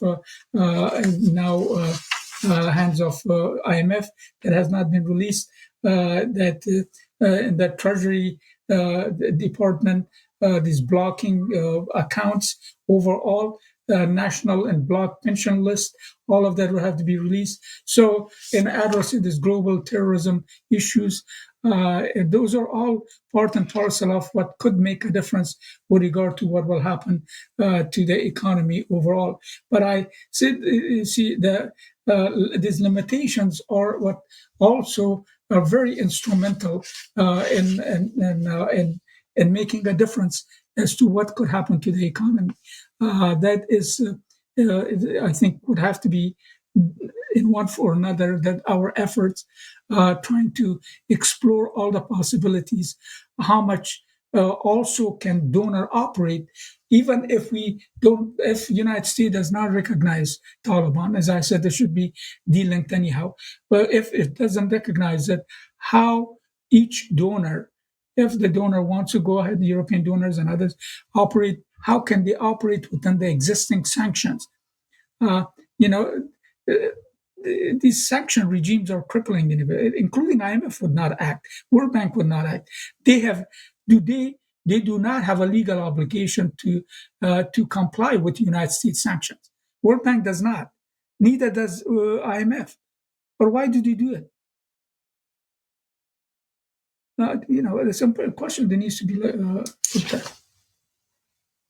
And NGOs also obviously do not have the luxury as well. So. Thank you, Dr. Mehrabi. I think we all agree with you that these measures are insane. I would now close this discussion period by asking all of you for a short summary remarks, and including Helga, if you want to say it now, or I would conclude with Helga, if you agree. I just want to again make my proposal of the Ibn Sina operation, because while it is important to fight in a certain sense the negative, the release of the funds and all of this should be done, but I still think that you need a positive image of what the operation to save Afghanistan in this particular dangerous moment is all about. And I think the idea of putting up one of the greatest sons of the region, because it's debated if he was born here or there. But I think this would be, a rallying point for many people. And given the pandemic and the health crisis, I still think to put the need to build modern hospitals up front, because if people are dead, then you can't do anything with them anymore. So I still would reiterate this proposal to put the building of a modern health system absolutely in front and give it the name Operation Ibn Sina. So maybe the other people can also say what they think about that. All right, Paul. Well, to stay on that, I mean, what Helga said is seems to me brings the point into very sharp relief of really the discussion of the physical economy in the whole panel. We've been discussing Afghanistan and the condition, the physical economic condition that it is in, and given what we know, just imagine how absurd it would be if you have the Secretary of State of the United States very clearly placing a political condition on the end of sanctions and the release of these Afghan reserves. Blinken has said this point blank: we won't do it until the Taliban do what we want them to do. So it is an absolute outrage. It makes, who could possibly imagine that in this situation, in addition, you would say, and also any investment that is made there, any attempt to improve the economy there must be green. It must be in accordance with the taxonomy for the Green New Deal of the European Commission or such things. And yet, because Afghanistan desperately needs hospitals, I think Helga said yesterday, 100 hospitals really operating for 38 million people. I mean, this is an absolutely impossible ratio and situation. It desperately needs more hospitals, at least to be reopened, people hired, in addition also built.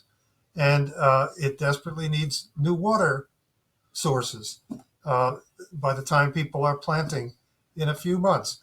And it desperately needs more power and the ability to finance that power. So how could you possibly take those development needs and say, well, you can't approach them until you build some wind turbines? And yet, if you look, and they're not doing that now, and yet if you look, just change your view to another developing country, which is also in an economic crisis, nowhere near as bad as that in Afghanistan, but South Africa. South Africa is in a very extreme need of infrastructure investments, and most particularly in power. And yet, South Africa is being compelled by the same kind of conditionalities to obey and those conditionalities imposed by the private banks, by the private sector, by the money managers, that was imposed on them at the Glasgow summit, that in order to get any aid, the president must commit in writing to a rapid shutdown of the coal power production in the country. This is just as outrageous. And my point was simply that this is what the international Green Deal aspect of this hyperinflationary policy, this is what it really consists in. In all of the developing nations across the world, it will be disastrous. But here we have an example in which action must be taken, and the approach of the Operation Ibn Sina that Helga outlined more fully this morning, that really defines exactly what that urgent action should be. Thank you, Paul. For those of you who have doubts on wind turbines and taxonomies, I invite all of you to watch our panel tomorrow at 10 a.m. East Coast time and 4 a.m. European time, which is entitled "There Are No Limits to Growth." Mr. Mehrabi, do we go with Ibn Sina? Yes, I think it's I'm excited about that. Ibn Sina Hospital is right in the heart of Kabul. As a matter of fact, if I would deviate a little bit, my mother, when I was in high school, actually, I took her she died on the route to delivery. So I'm a very strong advocate of building hospitals, but the package definitely will have to focus on hospital is a very integral part of it. Local livelihood, basic income, small infrastructure, all of those would have to be coupled. And definitely, if people are not healthy, and obviously if they don't have nutrition and access to buying basic necessities of life, then that will further create a situation where we have to have more hospitals.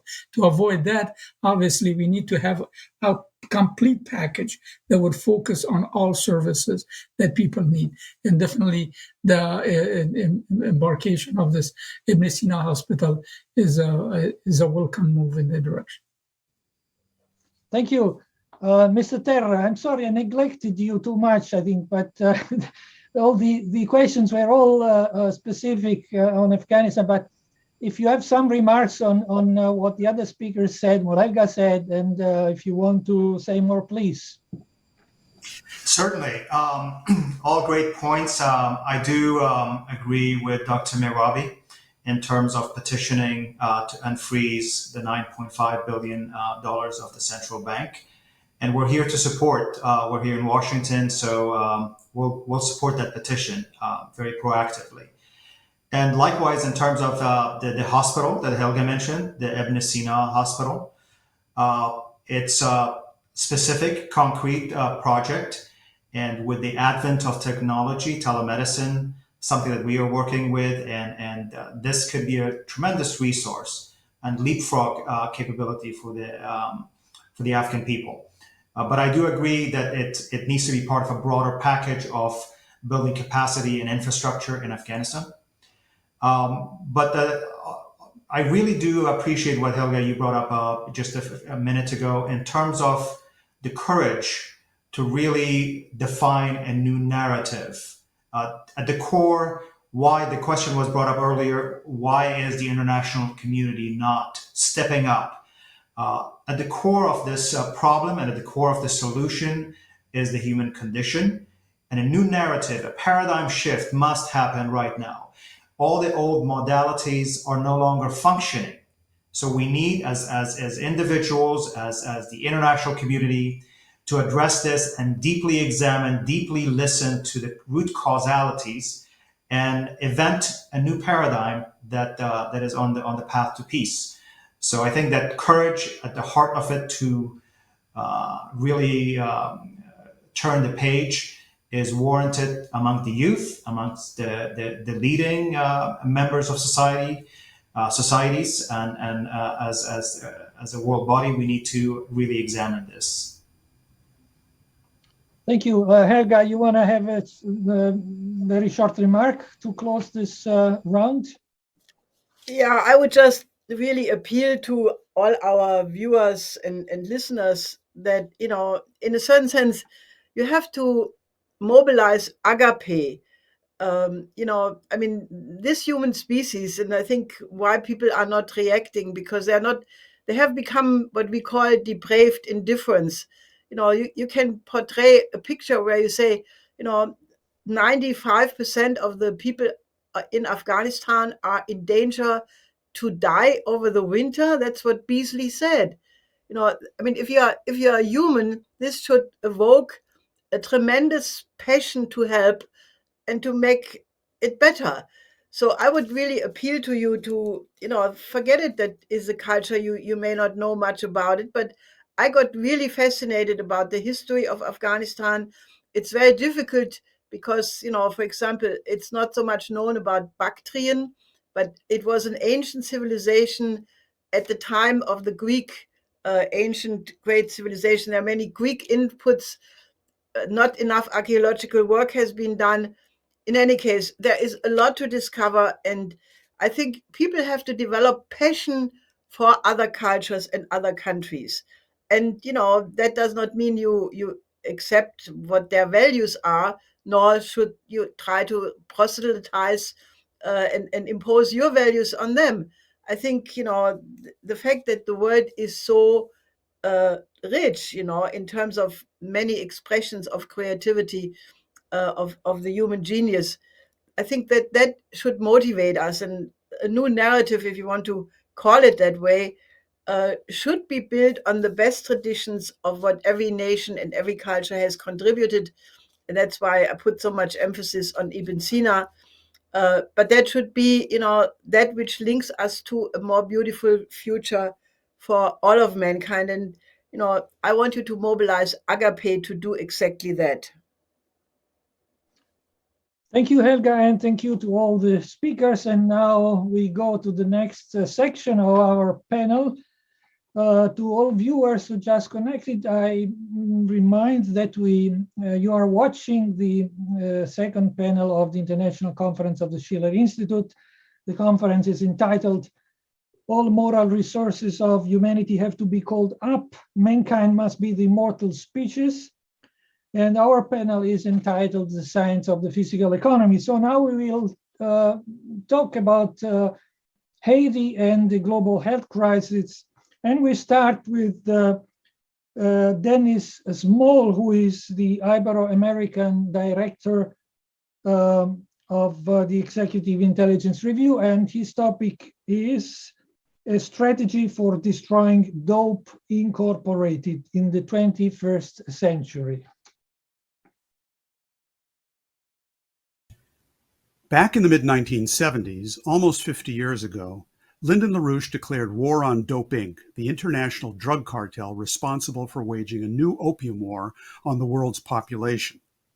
He did it in the only way you can win such a war, by identifying and destroying the British banks and financial interests that are the driving force and the main beneficiaries of that drug trade, as we at EIR did in the international bestseller commissioned by Mr. LaRouche, Dope Inc., Britain's Opium War Against the World. Oh, sure, you have to use law enforcement and even military measures in some circumstances.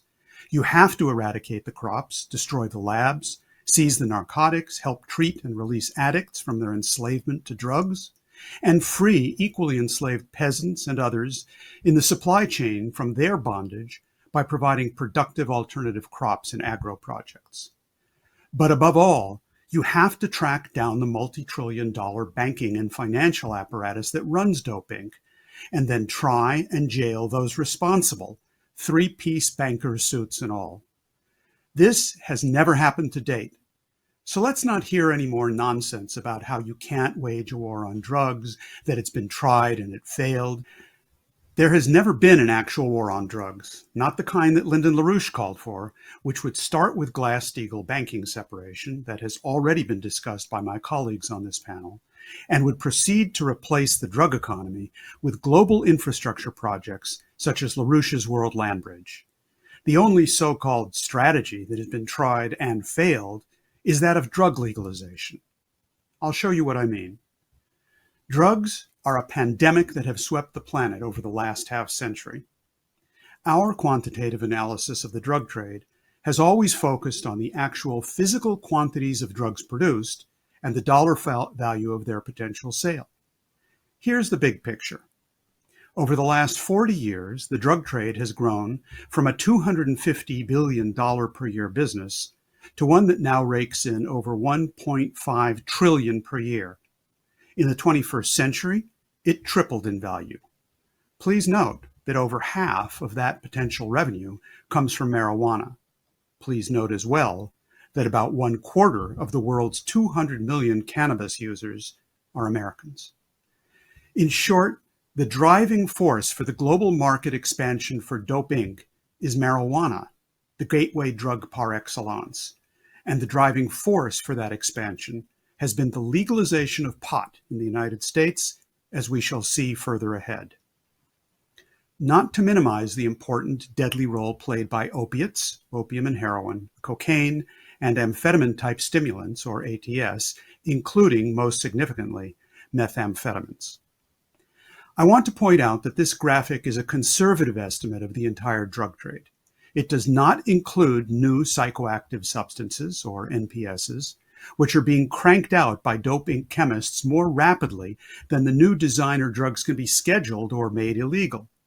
It's estimated that there are over 1,000 such drugs, and new ones are being created at the rate of about 80 per year. Nor does it include CPDs, or controlled prescription drugs, including opioids such as OxyContin and fentanyl, and their synthetic variants, which are the leading cause of skyrocketing overdose deaths in the United States today. I want to emphasize that ever since the US and China reached an agreement and China's class scheduling of fentanyl in May 2019, trafficking of fentanyl from China into the United States has plummeted. In 2017, 128 kilos of China-originated fentanyl were seized. In 2020, that had dropped to a half kilo. So, when NPSs and CPDs are taken into account, it is quite possible that the total blood money take of Dope Inc. is actually in the range of $2 trillion per year. The total value has risen despite the fact that average prices have dropped significantly across all categories of drugs. This is a result of Dope Inc.'s intentional marketing strategy of price reduction in order to expand the number of consumers and therefore total sales. In the next set of graphs, we turn to physical quantities produced of various drug categories. Let's start with cocaine. The coca leaf is grown and processed into cocaine in just 3 countries in the Andes region of the Americas, Peru, Bolivia, and Colombia. It is then shipped to the US through Central America, Mexico, and the Caribbean islands, including Haiti and the Dominican Republic, and to Europe. Again, note the dramatic rise in the quantity of cocaine produced, going from 777 tons of pure cocaine equivalent in 2000 to 1,886 tons in 2019. Colombia has played the dominant role in this increase ever since it stopped aerial eradication of coca plants under international pressure from environmentalist NGOs and the State Department, and is now limited to using machetes. Now let's look at opium production, much of which is trafficked as simple opium and part is converted into heroin. In 2019, Afghanistan produced 6,700 tons of the 8,500 tons produced worldwide, or about 80% of the total. Up until the mid-1990s, Afghanistan grew very little poppy and produced very little opium. The sharp drop you see in 2001 is an important anomaly and occurred during the period that the UNODC, then headed by Pino Arlacchi, worked with interested international parties and with the Taliban to try to stop the doping takeover of that country. Then came the US and NATO occupation, and you can see the results. We turn next to marijuana. This graph shows the street sale value of global marijuana production, as well as the minuscule amount that has been seized, scarcely 6% of the total produced. Total potential sales skyrocketed in the 21st century from a mere $134 billion in 2000 to $823 billion in 2019, a stunning 6-fold increase. But it gets worse. During the same period, the THC content per gram of marijuana, that's the psychoactive compound in cannabis, rose from about 5% in the year 2000 to 15% in 2019. In other words, 6 times more marijuana is being consumed, and it is on average 3 times more potent than what was happening in 2000. And it gets worse still. The next graphic is a little more complicated, and I'm going to ask you to study it closely. The rising red line indicates the rapid growth of the physical quantity of marijuana produced worldwide over the last 40 years. Now add in the blue line, which is the average price on the American streets of a gram of marijuana corrected for an average THC content of 5%. You can see here Dope Inc.'s marketing strategy in action. The price of pot was drastically lowered beginning in the 1990s, with a 4-fold drop as of today. During that same time period, the quantity produced and sold skyrocketed, also by about 4-fold. Finally, map all of this against the timeline of the drive for the legalization of drugs in the United States. First came decriminalization, a campaign led and financed by the likes of mega speculator George Soros. It is the bankers and financiers that have promoted the legalization drive all along. In 1973, Oregon became the first state to decriminalize marijuana, followed by another dozen states over the next 5 years. That set the stage for the sharp drop in price and for widening the net with the introduction of so-called medical marijuana. California was the first state to do that in 1996, and within 2 decades, the majority of US states had adopted the same policy. That's when consumption really took off. Then full legalization of the recreational use of marijuana was unleashed in 2012 by Colorado and Washington state. Today, 18 states have done the same, and fully 40 of the 50 states now have either recreational, medical, or decrim laws on the books. In 1995, 80% of American adolescents understood that there is risk involved in using marijuana. By 2019, under heavy propaganda bombardment by the drug lobby, their purchased congressmen and the media, that had dropped down to 50%. Today, marijuana consumption, Dope Inc.'s most successful gateway drug, is ubiquitous in the United States of America. It should come as no surprise that the prevalence of use in the US population is about 15% and rising, which is 3 times that of Europe and 4 times the world average. To call the overall impact of the drug pandemic deadly is an understatement. 500,000 people died of drug-related deaths in 2019. Over the course of the 21st century to date, close to 10 million human beings have been lost to drugs. Based on that, the UN further calculates something they call healthy life years lost due to drugs. In 2019 alone, that translated into 18 million life years lost. Over the course of the 21st century, we have lost about 600 million potentially productive life years. About 25 of those 600 million belong to my older brother. And I'm quite sure that each of you watching this report have similar losses you could recount. Now let's turn to some answers. It's the economy, stupid. Of all the socioeconomic factors that affect the prevalence of drug consumption, in this case, opioid abuse, it is not if you are Black, white, or Hispanic. It's not whether or not you have a college or high school degree. It's whether or not you have a job. So I said at the outset, if you want to take down Dope Inc., it's critical to replace the world narco economy with a global high-tech infrastructure development plan of the sort Lyndon LaRouche defined. Work with other nations, and China's Belt and Road Initiative in particular, to build the World Land Bridge Network. That will upgrade global productivity and create 1.5 billion new productive jobs across the planet. This will replace what today could be called the World Dope Bridge. We show here a schematic map of the case of the cocaine trade. The Caribbean basin in particular must become a location of US-Chinese cooperation to replace the drug economy with high-tech infrastructure projects, including high-speed rail lines, new industrial ports, and science centers. Today, the economy in the region is dominated by cocaine and other drug trafficking.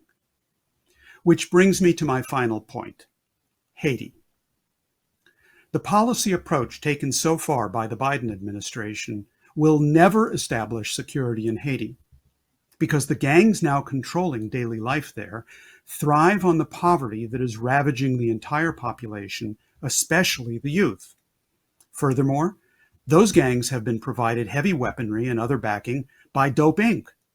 Haiti, like the Dominican Republic, is a major Caribbean transshipment site for cocaine and other drugs heading north to the US from the Andean countries. Nor would an outright US invasion work, as some hotheads in Washington and elsewhere have proposed. The only security policy that can function is one based on the immediate economic development of Haiti and the whole region, as the Schiller Institute has laid out in its plan to develop Haiti. A workable approach would be to deploy a multinational Army Corps of Engineers of friendly nations under United Nations authority that would respect Haiti's sovereignty and would work with its authorities to address both the economic and security problems simultaneously. They would have to immediately guarantee deliveries of oil, food, and other necessities, now held hostage by the gangs, through armed convoys authorized to deploy whatever force is required. This Corps of Engineers would at the same time immediately move for CCC-type projects for youth to start national reconstruction, and that it should involve American, Chinese, Brazilian, and other military engineers. Such an approach would quickly win over the population and isolate the gangs and their controllers once they see that it's serious, that it will work, and that it respects Haitian sovereignty. At the same time, similar international cooperation would be deployed to interdict any and all shipments of drugs in and out of Haiti and the Dominican Republic. That will quickly dry up the source of funding and arming of the gangs. There will then be only one game left in town: development.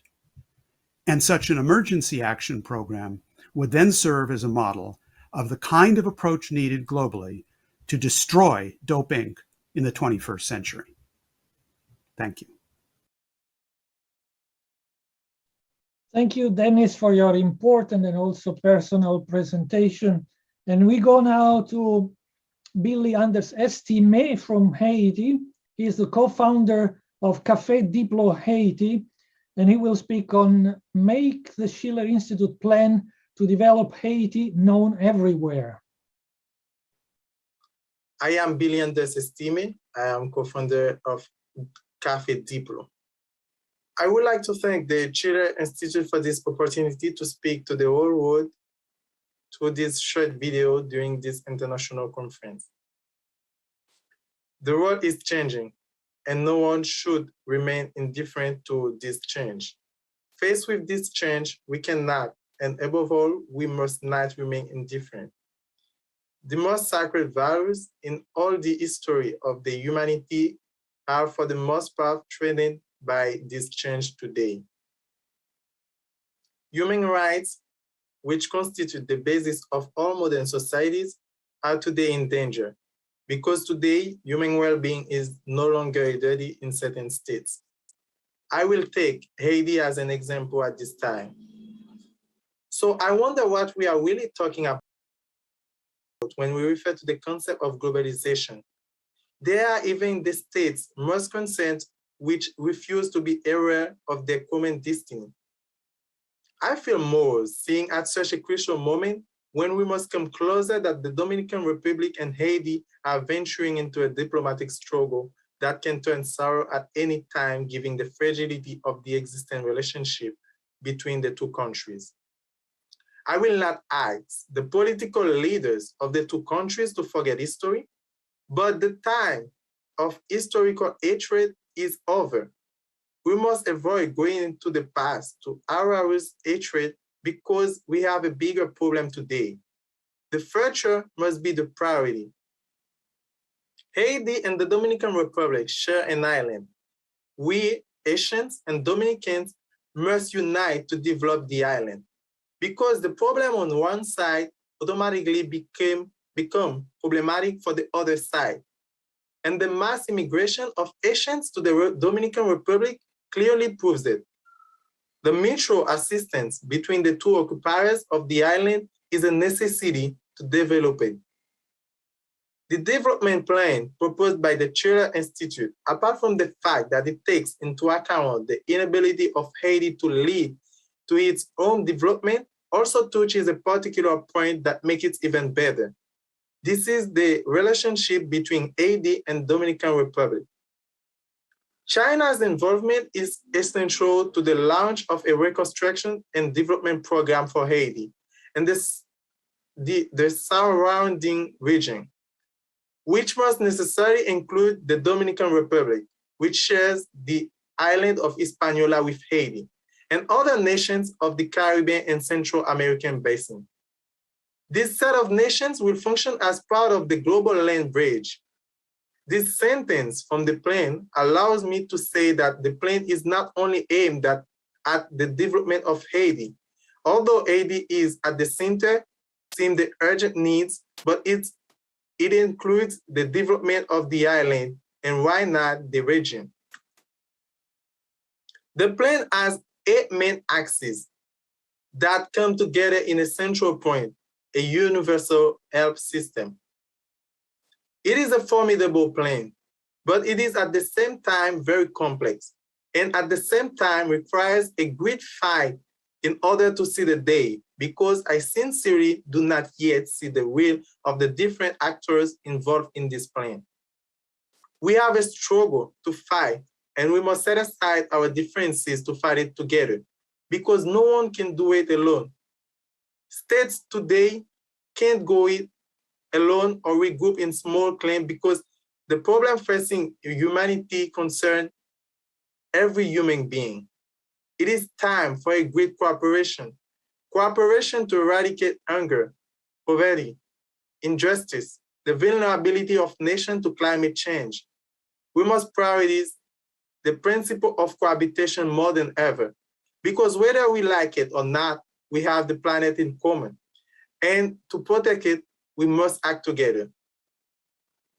I urge everyone, and especially young people, not only from Haiti or the Dominican Republic, but from all over the world, to fight for a better future with the foundation of a state mutual aid that prioritizes human well-being. Let us act together to allow the plan of the Cheddar Institute for Haiti to be known by as many people as possible in order to boost the key players to engage in the resolution of this plan. We are all neighbors, making the planet our center of unity because it is a gift we have in common, and we must preserve and protect everything. We also have a duty to keep it in good shape for future generations, because we are only temporary occupants. To you, my dear Dominican and Haitian brothers, it is time to become aware of our common destiny and to ring the bell of unity and solidarity in order to be able to think about the progress of the of the island of Hispaniola. Thank you. Thank you, Mr. Estime. And as you said correctly, a plan to develop Haiti is a plan to develop the island in the first place. The other half of the island is the Dominican Republic. This is the island, most people know, this is the island that my compatriot Christopher Columbus landed in 1492, and he thought this was Japan. So therefore, let's go to listen to Domingo Reyes from the Dominican Republic. Mr. Reyes is a former professor of economics, and he has a master's degree in higher education. He will talk on the topic of infrastructure and education, key to developing Haiti and the Dominican Republic.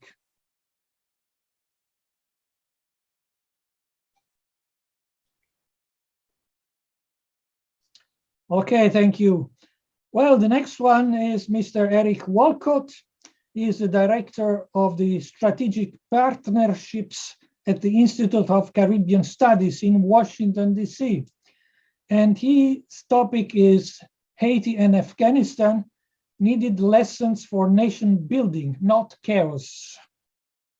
Well, Haiti as it currently, the state of Haiti as it currently exists at this time, we are slowly descending into a state of total chaos. It has not gotten the support of the Organization of American States. It has not gotten the support of the United Nations. It has not gotten the support of CARICOM. So therefore, you have a chaos in Haiti taking place where you have petty gangs who are now stifling not only the economy, commerce, you have fuel lines or fuel transport lines that have been somewhat hijacked by petty gangs led by G9. You also have water that has now actually being stopped from getting from point A to point B. Most people who know Haiti, they know that these water trucks go around the country and deliver water so that people can have portable water to drink, to wash clothes and other things. So earlier today, I had conversations with someone very close to the Prime Minister, and the message that was said was, enough with the promises. Enough with the promises. We need help, and we need help right now. We need approximately 300 to 400 US military or international force, whether it be from the United Nations, CARICOM, or elsewhere, to come to Haiti to help to restore law and order in the country. This cannot be done with a small amount of police force in Haiti. It cannot be done. You have police who are facing all types of assault weapons, no type of protective gear whatsoever. So at this point, the message is Haiti has answered the call from the inception of the US War of Independence and so forth. Many friends throughout Latin America and the Caribbean, as far as Colombia, Venezuela, even the Republic, the Dominican Republic. So we cannot continue to have Haiti descend into chaos for whatever reason. And we, who are part of the larger community of member states who respect law and order, the rule of law, to allow Haiti to continue to descend into chaos. Certainly not after a major tragedy with they saw the assassination of the president. The people are terrorized by the assassination of the president, and they're now being further terrorized, if you would, by these gangs who are actually killing individuals every day, kidnapping individuals, and overwhelming the small police force of Haiti. So Haiti needs your help. I hope that individuals around the world will hear this message. Thank you. And we have now another guest from Haiti. His name is Johnny Esther. He's the founder of Renaissance Haiti. And he's giving us a short message on greetings to the Schiller Institute and distinguished guests. Greetings to Schiller Institute and distinguished guests. I am Johnny Esther, founder of Renaissance Haiti from the Caribbean nation of Haiti. It is heartwarming to become an associate of the LaRouche movement, whose objective to champion the rights and needs of all people resonate with me personally and with the works of Renaissance Haiti. My concern to rescue and develop Haiti, my homeland, brings me to contact with you. Perhaps our Creator blessed me to have, at an early age, interest in to study the building of Europe's railroads, especially those of Russia. As an adult, I have drawn upon this knowledge in drafting my Reconstruction design for a modern Haiti. 80% of my people in Haiti depend on the informal economy, which has collapsed for making a living. They are without healthcare, without clean water, without modern power. The places and faces of millions of people set to perish unnecessarily in Haiti and many other nations from disease, starvation, and neglect may seem strange, very far away, and unreal to many of you. Imagine, what would you do if these were your children, if these were loved ones of yours? The situation is very, very real and entirely unnecessary. I think the reconstruction plans of the Schiller Institute and Renaissance 80 go hand in hand. I look forward to an opportunity to elaborate more on this in the near future. Thank you.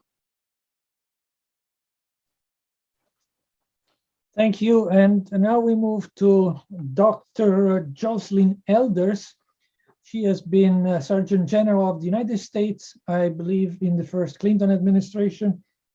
And she is talking on the urgent need for a world health system. Not to care is unforgivable. Good afternoon.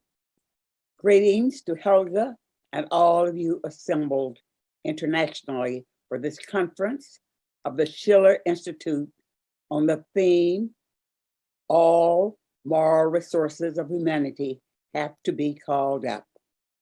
All moral resources of humanity have to be called up. Last year, as the pandemic was beginning, I was called on by Helga and others to help initiate the committee for the coincidence of opposites to address not simply the COVID crisis, but the broader crisis of the lack of a full modern healthcare system, accessible to everyone in the US and everyone worldwide. I and others in the committee have emphasized that food, clean and safe water, electricity, decent housing, sanitation, roads, and other infrastructure are as much a part of good health care as hospitals, medical personnel, and medicine. Without measures to ensure all of these parameters, it would be difficult to stop this virus and impossible to stop future variants or new and potentially even more deadly pandemics. We have passed the grim milestone of over 5 million deaths worldwide from COVID. This figure is undoubtedly higher since many deaths in parts of the world may not have been reported. New cases of COVID are now skyrocketing in parts of Europe. The US is far from out of the woods, with a recent average of 70,000 new cases daily and over 1,000 deaths per day. At the same time, we're still seeing hospitals around the country closed or reduced. This is frequently happening in already underserved communities, thereby increasing rather than lessening healthcare disparities, especially in poor and minority communities.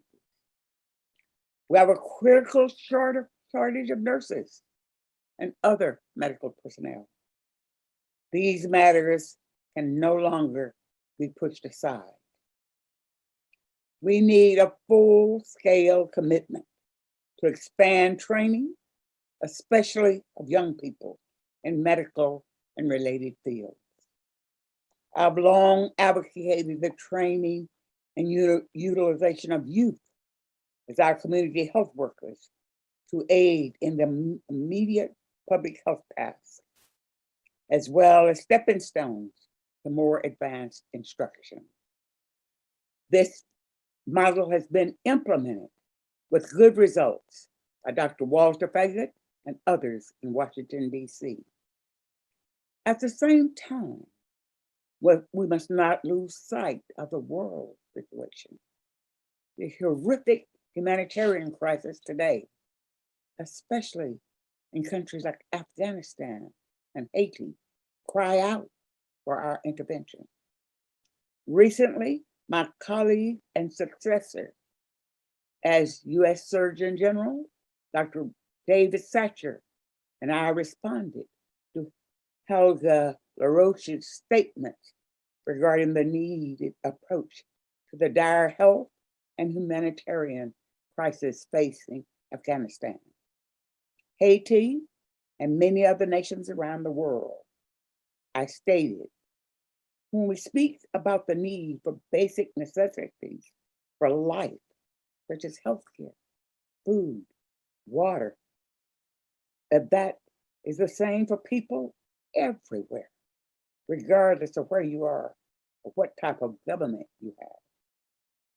The COVID pandemic is exacerbating the crisis in previously former food and health deprived countries. It is clear that the only way this will be defeated is with a modern healthcare system in every nation. The Committee for the Coincidence of Opposites have emphasized the need for comprehensive, not piecemeal solutions.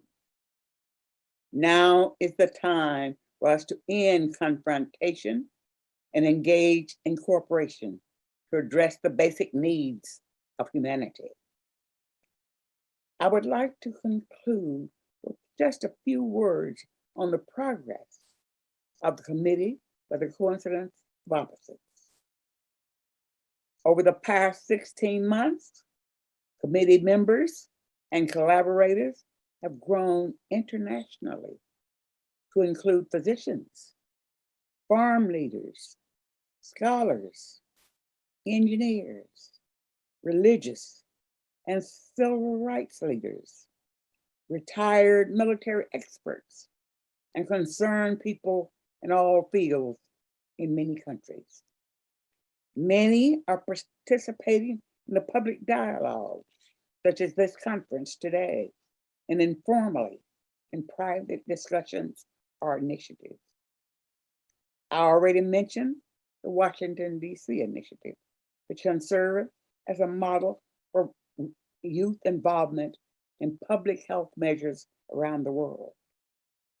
The committee has also been involved in an initiative to provide assistance to the sick and famine-stricken populations of Mozambique.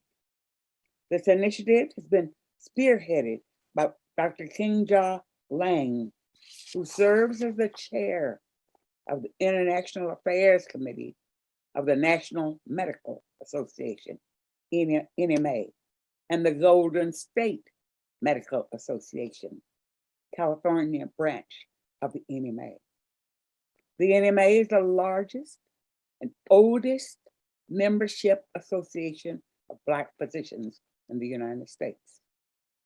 This initiative was motivated by the glaring lack of anti-pandemic action and the failure to address the famine crisis in Africa and other points of need by economically capable major nations. This coming week, the committee will be sending a shipment of medicine, medical supplies, water purification tablets, and high protein biscuits to Mozambique. We're also working directly with the World Food Program Office in Mozambique to purchase and distribute food in northern Mozambique. While these are modest efforts, I think this demonstrates how we can approach this crisis and aspire large-scale government action and changes in policies which are urgently needed. Moral indifference to the plight of our fellow human beings must be overcome. If we all work together, I'm sure we can do it. There's an old Igbo saying, not to know is bad, not to want to know is worse, not to hope is unthinkable, but not to care is unforgivable. We must care. I'm sure we can do it. We must get the job done. Thank you. Thank you, Dr. Elders, also for introducing the Committee for the Coincidence of Opposites. Many of the several of the next speakers are also members of this committee. Now let me go back to Mr. Domingo Reyes, whom I announced before, and now we can play his presentation. Mr. Reyes from the Dominican Republic is the former professor of economics, and he has a master's degree in higher education. He speaks on infrastructure and education, key to developing Haiti and the Dominican Republic. Saludos a todos los hermanos del movimiento larouchista que están presentes en esta conferencia. Greetings to all the brothers of the LaRouche movement who are present at this conference, and greetings to everyone who will be watching the archived version.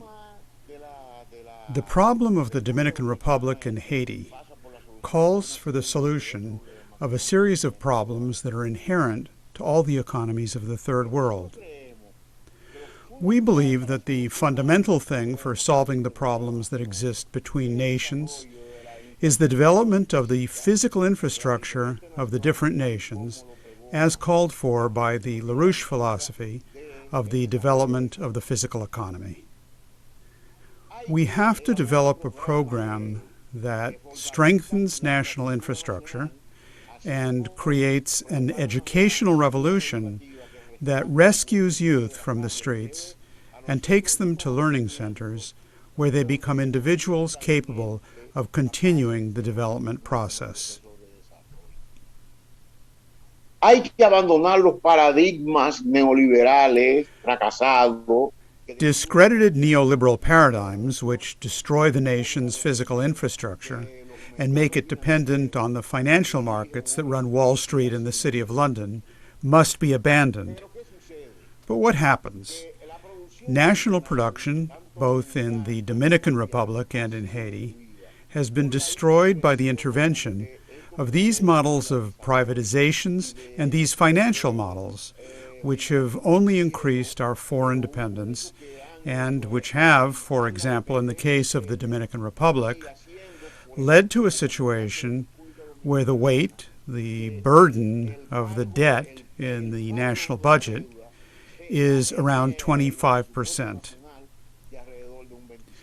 This makes it impossible to develop national production and development programs. This also makes it impossible for the economy to absorb the workforce that is coming out of the educational centers.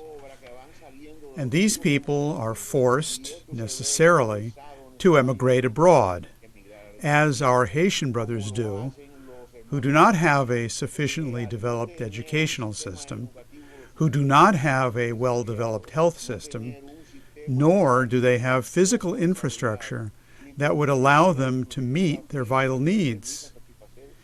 And so they emigrate, at first to the Dominican Republic, but they are also going to the entire Caribbean area and to the continental mainland. That is why we recently saw how on the Texas border our Haitian brothers were lassoed by American cowboys, American policemen, just like the days of slavery.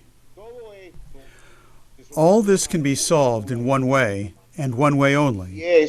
Poniendo en práctica la filosofía del movimiento larouchista, del desarrollo. And that is by implementing the LaRouche movement's philosophy of the development of the physical economy and of the implementation of those ideas on a national level.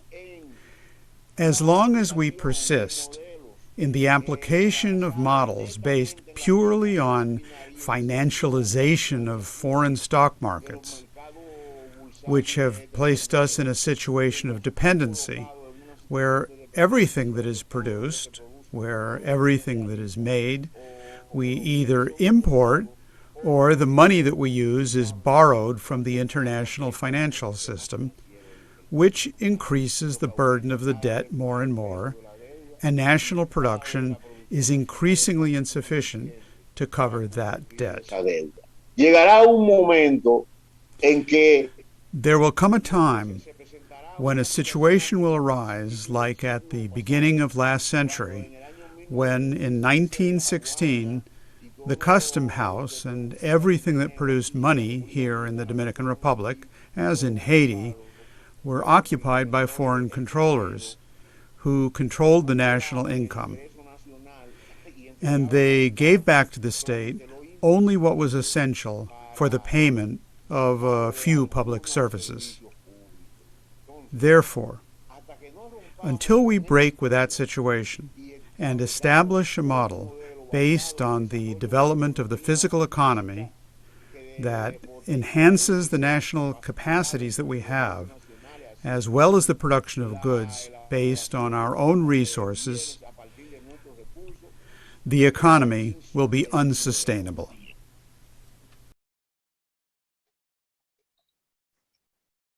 Thank you, Mr. Reyes. Just one small correction. When he was talking about 25% debt on the budget, he meant deficit. So it's 25% deficit on GDP, which is quite high.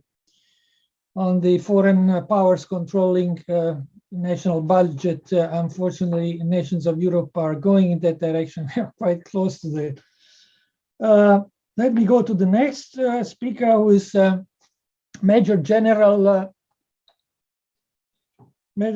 Carol Childers, who is a former commanding general of the only light division in the National Guard Reserve components. And his topic is the potential of US Reserve Army units to aid in economic reconstruction in the US and around the world. And he's responded to a specific request by Mrs. Gallagher to explain how the Army capabilities can help in building up a global health system. I am Carol Childers. I joined the National Guard at 17 during the first few days of high school in Arkansas.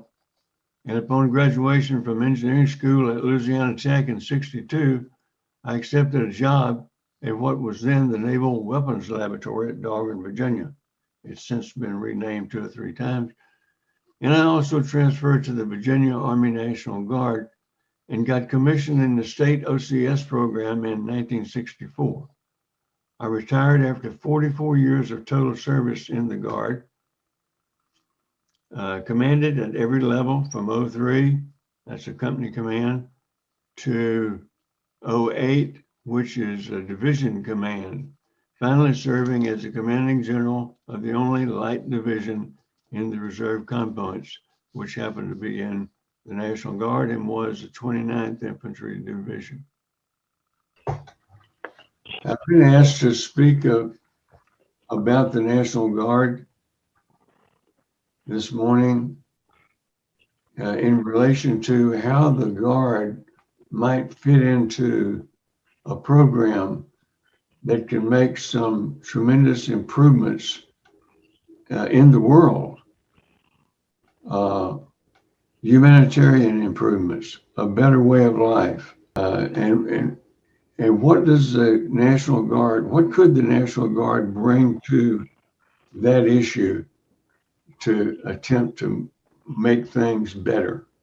Well, there's a great number of people in the National Guard. If you take the Army and the Air National Guard together, you're approaching 500,000 people.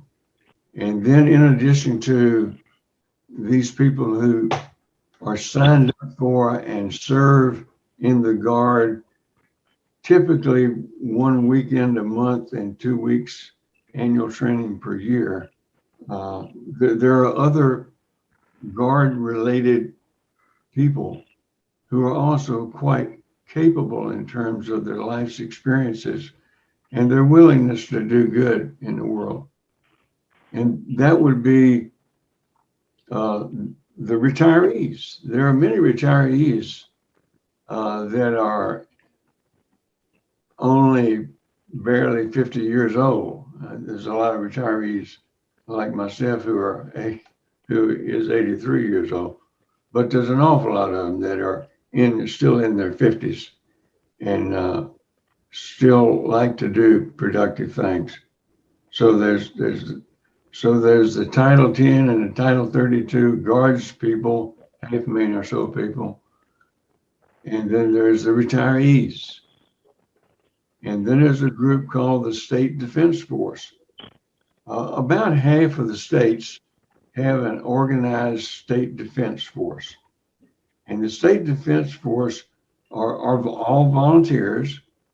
Many of them have served in some service before, Army, Navy, Air Force, Marine Corps, Coast Guard. Many of them have never served anywhere, and the reason they joined the State Defense Force is because they have a desire to serve. I don't know whether or not there would be anybody in the decision-making chain who would be willing to obligate the National Guard and the National Guard and the State Defense Force and the retirees and the militia towards this effort.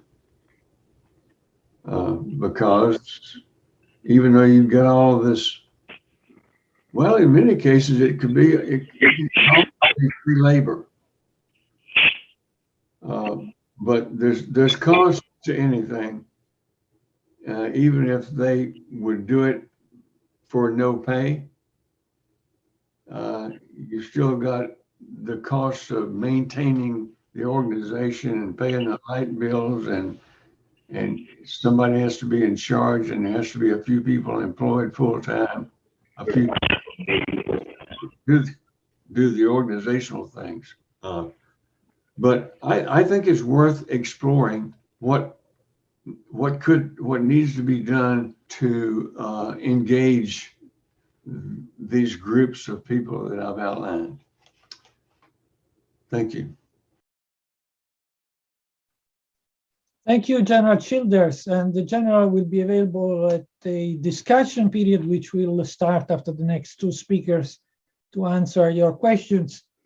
So the next speaker is Dr. Walter Faget, who is an American and he's a former chief medical officer in the Washington, D.C. Department of Health.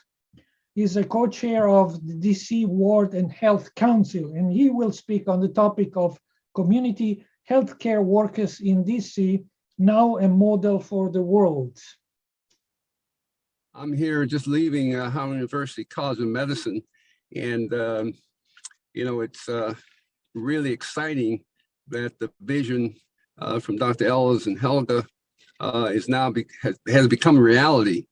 The impact of the community health workers has really mushroomed from Ward 7 and 8 to becoming citywide, where we had the lowest vaccination rate as well as the highest death rate in Ward 8, that has now leveled out. And the immunization rate is over 30% in Ward 7 and 8 at this point.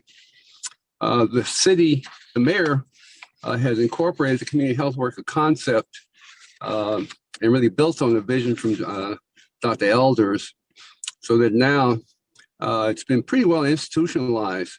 We have both community mental health workers as well as community health workers. And in fact, there is a research center coalition, Research Centers and Minority Institution Coalition, which meets at Howard University. And what they've done now is establish a training program for community health workers. And they've built in the capacity to evaluate the impact, not only on immunization, but other conditions as well. And with the recent concern about childhood immunizations, this will be incorporated as one of the duties of the community health workers here in Washington, D.C. And there's been really a very productive involvement of both high school students, college students, medical students, and that kind of coalition has really been very, very productive. So we are really available to share this project as needed.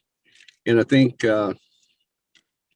we have really seen a real change in, well, really a decrease in vaccine hesitancy with the involvement. And now with the childhood immunizations, we're finding that families are now getting better immunized with the onset of immunization of children, which has begun this week here in Washington, D.C. So overall, again, our death rate here in D.C. has been 0 to 1 per day. Unfortunately, there is an issue of all the deaths appear to be among the minority patients. 90% of the deaths do still happen among the males, among African Americans. And we are seeing an increase of 2-to-1 ratio of deaths of male versus female. Again, we are concerned about, we're facing the closure of one of the hospitals in Southeast in the near future, and hopefully having community health workers involved will decrease the impact of that. But I think DC is anticipating the problem here similar to those around the country. Understand Mount Vernon, New York, and other places also are experiencing hospital closures. And we look forward to working with Helga, Dr. Elders, and Dr. Satcher in terms of talking about approaches to decrease the adverse impact on our populations around the country. So again, it's a real pleasure to be with you, and I look forward to the Q&A session so we can expand more. I'm sure there'll be questions on some of the points that we've brought to you. But thanks again for including us. Thank you, Dr. Faget. And of course, I misspelled the fact that you are co-chairman of the DC Ward 8. And this is now correct. And the next speaker is Dr. Ernest Johnson. He is also from the United States, and he is President Emeritus of the Louisiana NAACP. He's an attorney. He's a professor of law at the Southern University Law Center in Baton Rouge. And the topic is, healthcare is a basic human right, not a privilege. My name is Attorney Ernest Johnson, and I'm located in Baton Rouge, Louisiana. I have been a practicing attorney in the state of Louisiana since 1976. And I'm also a visiting professor of law, teaching voting rights litigation at the Southern University Law Center in Baton Rouge. I have served as in the past, served as the president of the Louisiana NAACP for 22 years, having been elected in 1995 behind Ms. Rupert Richardson, who preceded me as president. And I also, since 2007, have did serve on the board of directors of the National NAACP and term limit off the board in February of 2019. So it's been a joy and a pleasure working to help people to help themselves. And I've always admired this organization because it basically stands, as far as I'm concerned, on the same principles.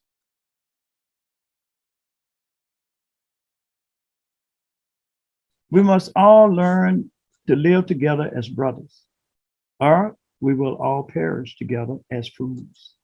Now, I'm not from New York. I'm from Louisiana. I come from what some people used to call Huey Long country. More recently, people think about it as Katrina country. But what it really is, it's like Mississippi and Alabama, the front line of America in the war on poverty that we keep losing for lack of interest. I believe that the lack of interest is actually because you have to think about world poverty first, like Dr. King tried to say, in order to get at the true mindset that keeps poverty in place in America, look at the increasing resources for war in blood and treasure that we are always told we have to provide, instead of providing those same resources for peace. The Berlin Wall goes down. The Soviet Union disappears. Afghanistan is invaded. Iraq is invaded. And the war budget goes up. Do you realize that we are so uninterested in solving this problem that we are willing at this point to say that we believe that it is easier to change the climate of the whole planet rather than change the climate of indifference? The climate of indifference that has maintained poverty throughout the world. Just last week, people were saying in Glasgow, Scotland, that there should be over $100 trillion to solve a problem that may not exist, and not even 10 trillion to solve a problem that we know how to solve. Why are we saying that? It is the problem that China has brought 800 million people in their own nation out of poverty, and is now saying that it wants to work with other countries to do the same thing around the world. The United States could do the same thing. We could bring the 100 million people in this country out of poverty, but it only makes sense at this time in which this recent pandemic has reminded us that the world is, that we are, as Dr. King said, a geographic one to address the problem of poverty throughout the world as a whole. I say that this is not really a question of money. I say that this is a question of will, but it is also a question of life and death for tens of millions of people around the planet. And as we have already seen in the United States, we may have 1 million less people in the country due to the conditions of poverty in which the pandemic grew. The disproportionate number of poor people that died of the cofactor known as poverty. If I could recommend the continuation of conferences such as this, meetings, one-on-one and multilateral meetings, countries binding up their resources to fight this evilness of poverty. I just want to thank you very much for inviting me. I've enjoyed this conference, and call on me whenever you need. Thank you, Dr. Johnson, for having addressed the fight against poverty, an issue which the West has seemingly totally forgotten. And now we move to a discussion. I ask the speakers to come together, and before we start our discussion, I want to read the short message that came from Carlos Gallardo, who is the president of the Christian Democratic Party of Peru. It's a short message which I just read to you. The Christian Democratic Party of Peru salutes the enormous effort of the Schiller Institute and its president Helga LaRouche in courageously publicizing the reality of the danger of humanity being subjected to a new world order whose principal thrust is a new form of imperialism, no longer one of one state against others, but of the large multi-trillion-dollar corporations, controllers of science and technology, including space technology over the whole world. Peace, we believe, should be based not on terror and fear of the strongest, nor on the threat of death, but rather should be understood as a community belonging to a civilization which understands that only by recognizing the human being as the prince of creation, endowed with spiritual qualities and human dignity, will humanity be able to establish pathways to opportunities for solidarity, progress, and universal common good. A fraternal embrace, Carlos Gallardo. So, I've seen my the name speakers coming. is Attorney Ernest Johnson, and I'm located in Baton. Who was speaking? Please give me back the panel with the speakers. Oh, we have some technical problems. Oh, here they are again. Oh, hi, Dennis Speed has joined us. Dennis Speed is my colleague who moderated the first panel this morning. Everybody knows him, he doesn't need presentations. I don't see Dr. Elders, and that's not good because I have a question for her. Well, actually, she's with us, but she's not going to be, you're not going to see a video. She's only on by phone. Okay, so I can read the question, Dennis. Yeah, I can. The question, Go ahead. yes, the question comes from Dr. Zebgo Gerald Ezekiel. I hope I pronounced this correctly because he comes from Burkina Faso. He is a specialist radiologist. And she asks, I would like to know if, to Dr. Elders, I would like to know if their experience of health aid in Mozambique can be done in other countries like West Africa. Thank you. Well, let me do the following. Actually, Walter, don't you have a message from Dr. Lang concerning the Mozambique matter? Hold on, I think you're muted. Hi, yeah, this is Walter here in DC. And I just want to confirm, as Dr. Elders mentioned before, that the Committee for Coincidence Opposites is indeed sending supplies to Mozambique, medicines, medical supplies, water purification, as she already mentioned, as well as the cash donation to the World Food Program in Maputo, Mozambique. And this money will be used to purchase and distribute needed supplies to the Cabo Delgado area, where there are nearly 1 million displaced and food insecure, starving people.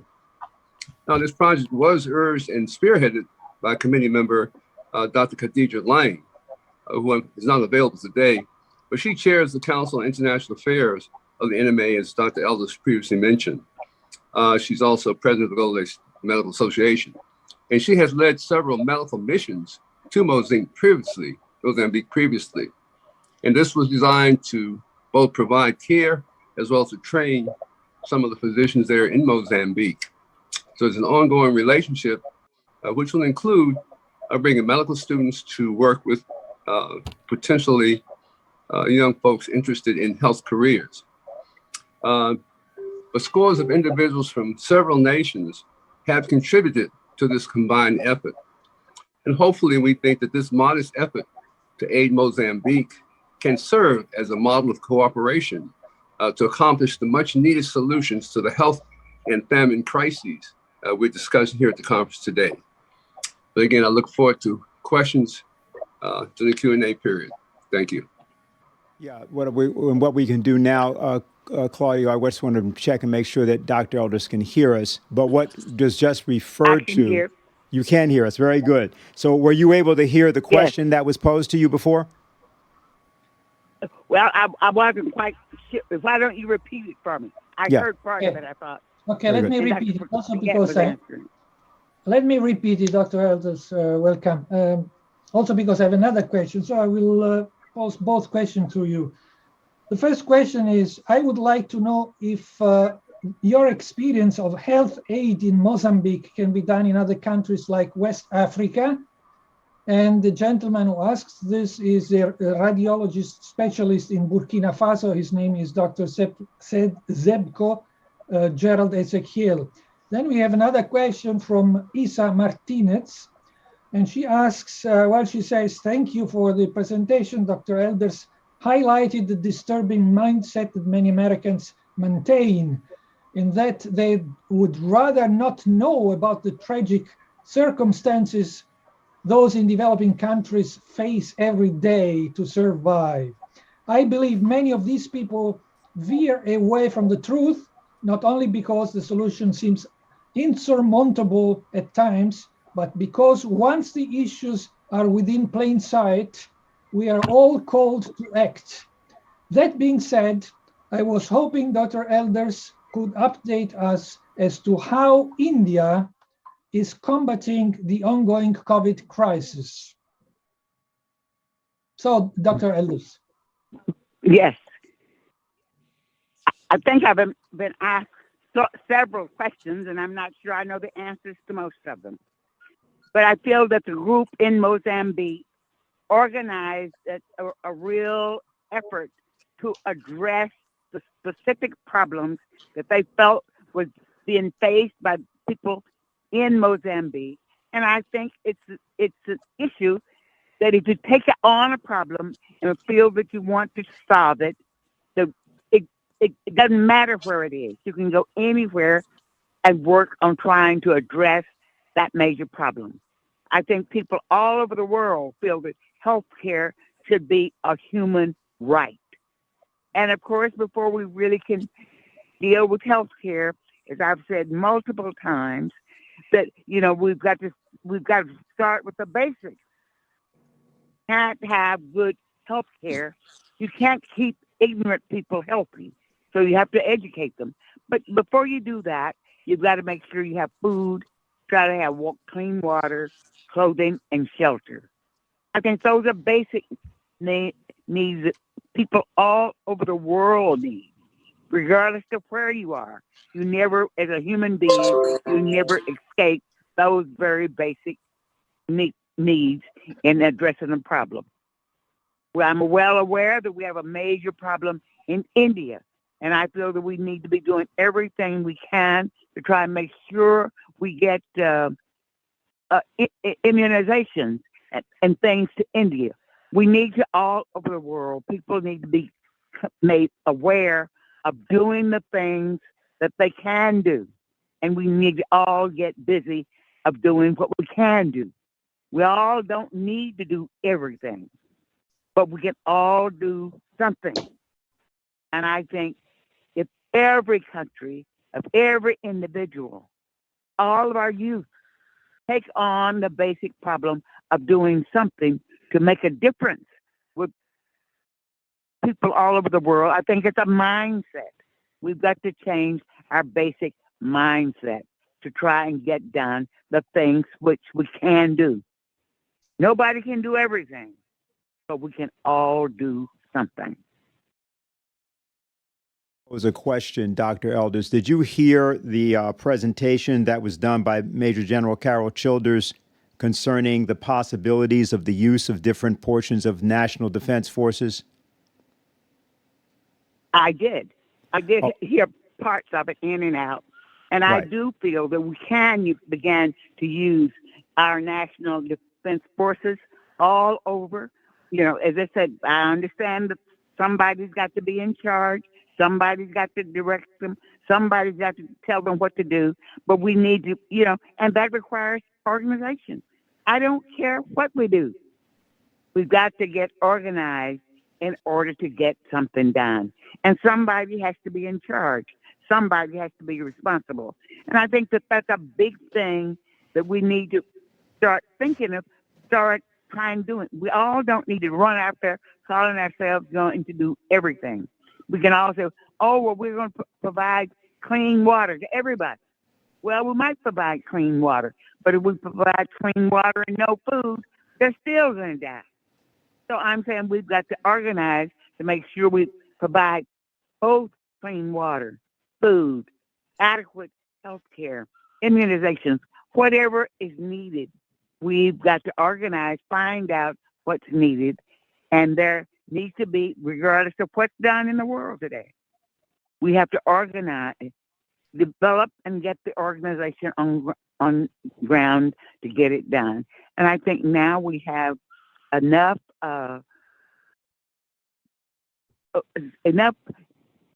telemedicine, enough different things to be able to do many of the things that need to be done. But we have to organize them, what's to be done, where it's to be done, and decide who's going to do it. Okay, I'd just like to do one thing here, which is to get any response that Major General Childers may have, both to what Dr. Elders has just said and also to whatever else you've heard. Since you made a proposal, which I just wanted to make sure we had some discussion. We have a limited period of time for the whole discussion. So if there's anything you'd like to say at this point. Major Childers. I think you're muted.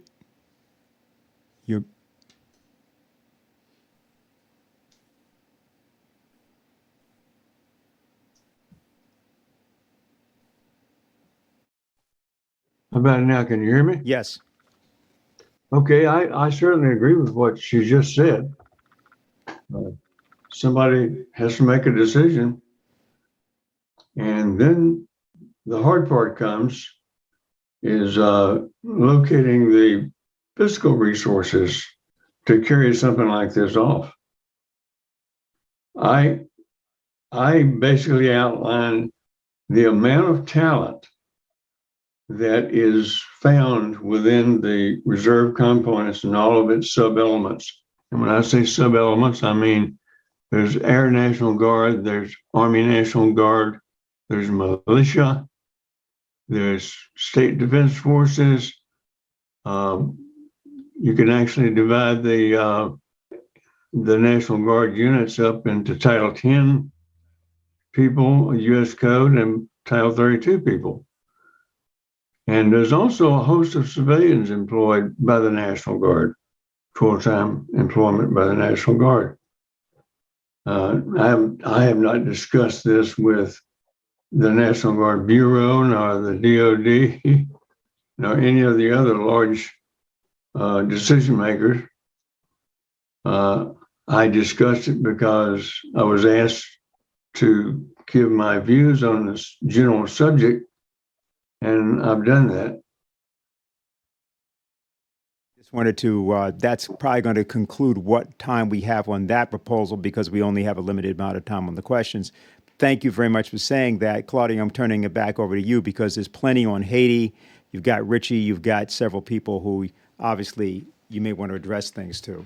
And Dr. Ellis, we want to thank you for being with us. If you can stay any longer, that'd be good, but at least we've got that established on the record, and I'm sure Helga's going to take that under advisement. Well, thank you very much. And as I said, I'm sitting in my car in a parking lot at the football game, and I'm sure I'm not very clear, and I don't have my notes with me, so I don't know that I have much else to contribute. That's right. You were clear enough, including about the football game. So we want to thank you for being with us and making that contribution. Okay. Thank you. Okay. Well, goodbye. Okay, thank you. All right. So I saw we have with us also Richard Freeman, who is co-author of the development plan for Haiti and the Caribbean for the Schiller Institute. And we have actually a question on development from Maria Eugenia. And she says, how can the countries of the Caribbean basin which have diplomatic relations with China, such as the Dominican Republic, Costa Rica, Panama, and El Salvador, how can they cooperate so that Haiti can execute its development plans by sharing the same gang problems and underdevelopment as Haiti to develop, would help its neighbors to develop?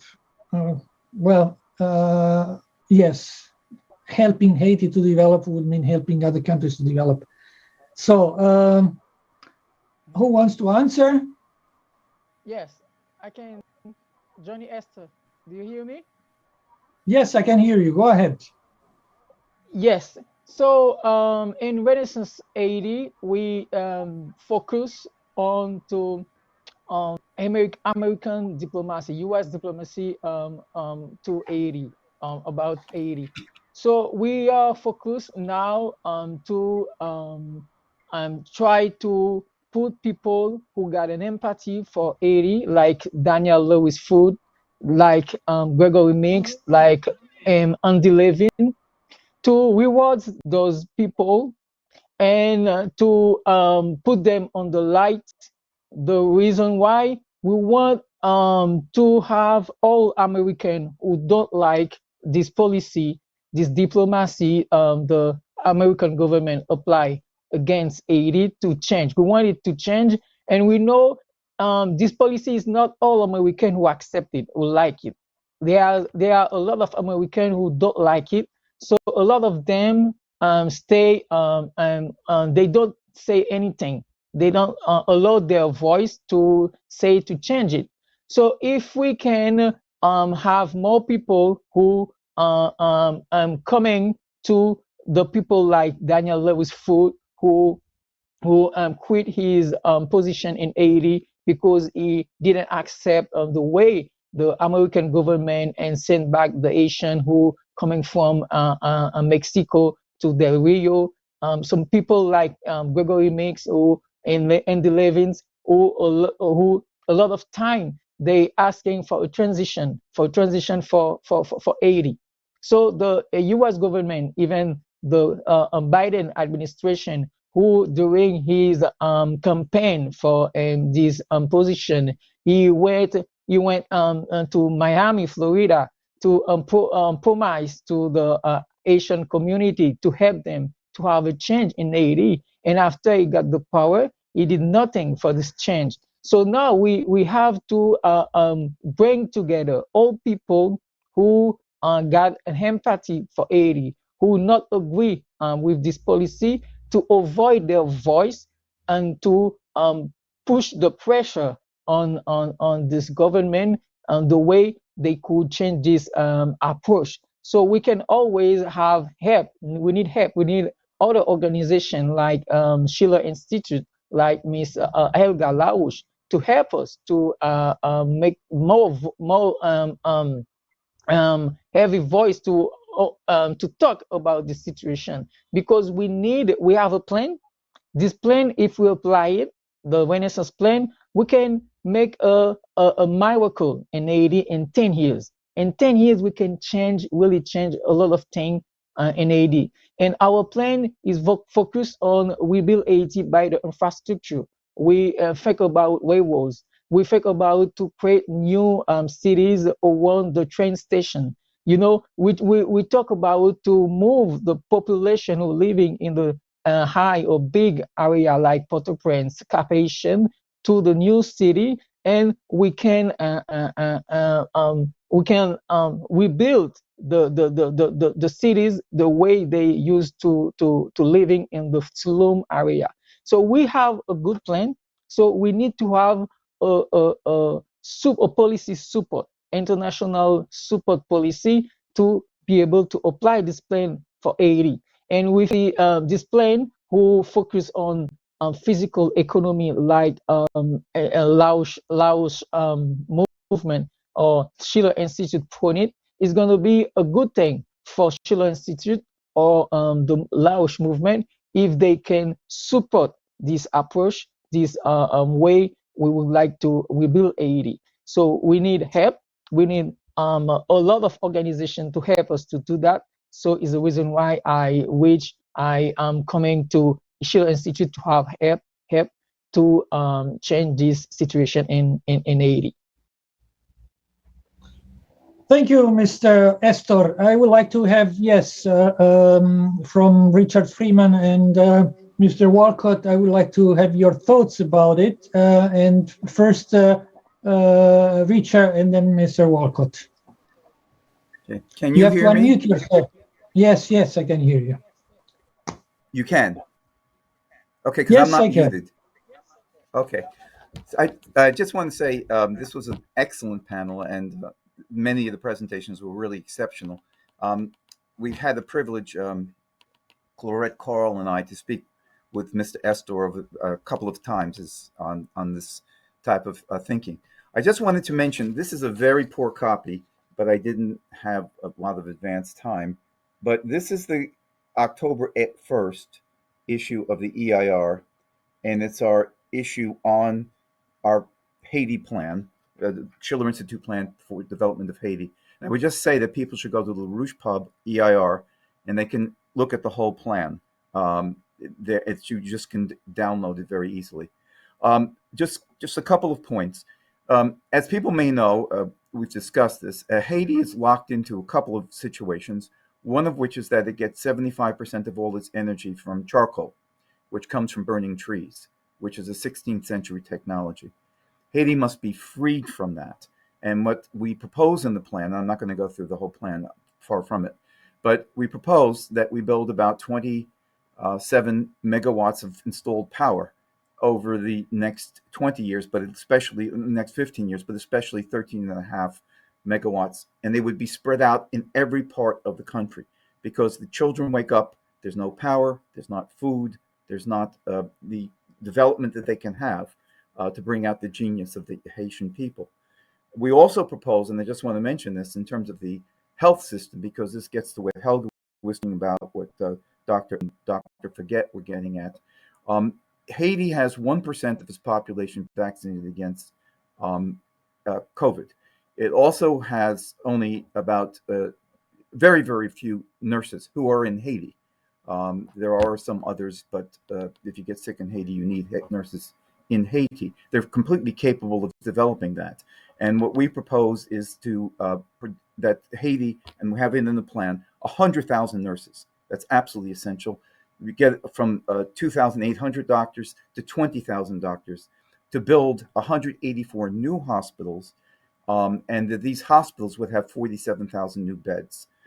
What that gets at, what Helga said immediately about back in May, if you do that, then you need clean water and you need electricity, vast amounts of those. One thing I just like to do is, if Dave DeBroat is there, if he could bring up 2 images on this to give just a sense, because it has to be a comprehensive plan that the U.S., China, and especially Haiti will be participating in, but also the entire region. So, David, are you able to call up 2 of the charts? Yes. Okay. The first one is the Haitian plan, which is the very last one in the set.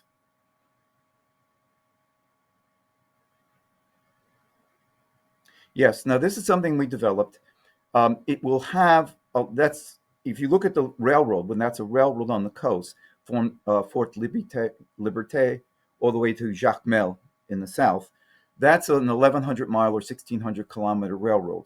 It would development corridors, which is exactly what Johnny is talking about. New cities, high technology, fiber optics, the electricity, and so forth. In every part of Haiti, we would also have, and you can see the little symbols, both the power plant and the water treatment plant, 230,000 gallons per day. You need clean water. The power would come from floating nuclear power plants, clean coal and natural gas. And then you will see from Jacmel through Port-au-Prince up to Fort Liberté, that would be a high-speed rail development corridor. Development because all of these corridors would develop not just rail transport, but the entire nation. Cities developing, factories developing, and so forth. Now that would travel at about 180 to 210 miles per hour, about 350 kilometers per hour.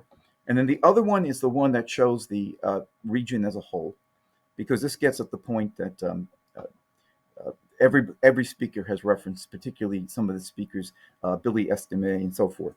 It's the one that will show the regional development plan, if it's possible to find it. Yes. Now, what we're thinking of is, and you'll see Haiti right next to the Dominican Republic. We will develop Fort Liberté, which is in the north, into the deepest port in the entire region, including the United States, that can handle huge amounts of these, what are called TEUs, 20-ton equivalent terminals. But if you look at from Ponce in Puerto Rico, you look all the way over to Guatemala, El Salvador, and so forth, and then places like Guyana and so forth. That's a population of 92 million. This will become part of the Maritime Silk Road. And then we will connect that whole development area with Ibero-America and elsewhere, including the rail that could begin in the very south of South America, Ibero-America, at Tierra del Fuego, and will go all the way up through the Darien Gap, through Mexico, through the United States, and into Canada. This will require Haiti to recognize China. It's not a minor question at all, because China will not allow have a country simply recognize one of its provinces, which is what Taiwan is. It's an easy step to do for them. And then they have many plans which are very powerful. This is all encompassed in this our program, so I recommend people go to it. But the idea is, if we unleash this in Haiti, within 10 to 15 years, Haiti will develop every one of the critical capacities, from machine tool capacity, steel capacity, and so forth. and Haiti will become one of the most developed countries within a generation in the entire world, demonstrating that if you take the genius of the Haitian people and this method of LaRouche, you can then transform that, bring the United States and China working together, which is what we need rather than going to war, and then start to develop every country in the world as a matter of principle. Thank you, Richard. Mr. Walcott, you want to have a short remark? After that, then we will round up this discussion. Muted. You're muted. We can't hear you. Yeah, thank you very much, Dennis and others, and the Schiller Institute for affording us this opportunity to have such an important discussion, particularly on a country that is near and dear to me, and based on recent surveys, particularly after the 2010 earthquake. You saw that more than 58%, it was 70% of Americans said that they were following very closely what was taking place. And then you had another 18% of households that were polled mentioned that they had actually made a donation to earthquake relief, with another 30% saying that they would be making some in the near future. So Haiti has occupied a very important place in the hearts and minds of the United States, and I should just say the West, and rightfully so, as the first Black republic. But currently, the issues that Haiti is facing really requires our most clear-minded approach. I believe that the problem that we do have with gangs, with instability in Haiti, is because there's a lack of actually commerce, lack of an environment where individual can gain any type of life, any type of business, so that they can take care of their families. And of course, what you saw with regard to the recent killing of President Jovenel was a play out of the whole socioeconomic barons, if you would, that continue to have a real stranglehold, not only on the economy, but all matter of social life in the Republic of Haiti. What does Haiti need right now? I think it needs, for us to come together as a global community and really work with the people of Haiti so that we can, for once, we can have the genius of the Haitian people come to light. I will not go into further details. I think the clear plan that has been mentioned by the previous speaker and others really spells out a plan to really take Haiti into the future. So with that, I'm just going to say that at this point, the people of Haiti are in crisis. As you know, fuel lines have been impacted, water, and to a certain extent, individuals cannot even go to school, cannot go to church, or cannot even go to the marketplace and do light shopping. So I really call on all support for by the West, particularly the United States country, where I now call home. I really would like to see us get more engaged in working with the current administration so that we could stabilize the country, rid the country of gangs, and prepare it for next elections. I am not as optimistic as others, though, to think that just having an event of an election will mean that you will have stability, you'll have peace, you'll have security. It needs for our continued support to work with Haiti, to rid it of gangs, to help build its institutions of governance, as have been mentioned, and to actually bring it into the 21st century. So with that, I just want to thank the Schiller Institute and others who have been very thoughtful and continue to focus on this issue so that we all could work together to see how we could support the Haitian people in moving forward. Thank you. Thank you, Mr. Walcott. And I would ask now Dennis Pitt for concluding remarks for this section before we go to the next. If you thought we would be over now, you're wrong. we have 100 more speakers. Now we have a section on agriculture, which is very interesting. So I've got a little bit of feedback for you, if you don't mind. You can go quickly, Eric, Walter, rather. The presentation concerning developing Haiti, I could notice all of the power plants. If you will give me a call, I'll tell you all about a kind of a power plant that you might not be aware of. Okay, thank you very much. So we just want to make sure that people are clear that the last presentations were all the product of what Helga had described as her Committee for the Coincidence of Opposites. And that process has now succeeded in carrying out a project in Mozambique and a project in Washington, D.C. And we are looking to try to expand that project, both of those projects, in various ways, including in the United States. The actual image that we have really comes from the work of Alexander Hamilton and the founders of the United States, the actual founders, the people that collaborated with Toussaint Louverture, who brought Toussaint, or rather the delegation from Haiti, into the White House in the John Adams administration, the people that understood the difference between Jacobinism and true republicanism, and the people who, in the form of Franklin Roosevelt, for example, understood the great injustice that had been done there. We talked about injustices in Afghanistan earlier today, and wanted to solve these problems. And so we're asking and urging that people join that committee, the Committee for the Coincidence of Opposites. There's various ways to do that, and also join the Schiller Institute, and we'll put up a banner so that you can go to our site, and that'll give you instruction as to how you can become members. But we just wanted to indicate that the committee has been not only successful, but will be continuing other work. There was a particular question concerning West Africa, and yes, there is something that could be done there as well as in other locations. But the main idea is that the entire theme of today's presentations has been this idea that we are an immortal species, and if we act from the standpoint of our species nature, we don't leave anyone in the world in a condition of destitution or desperation.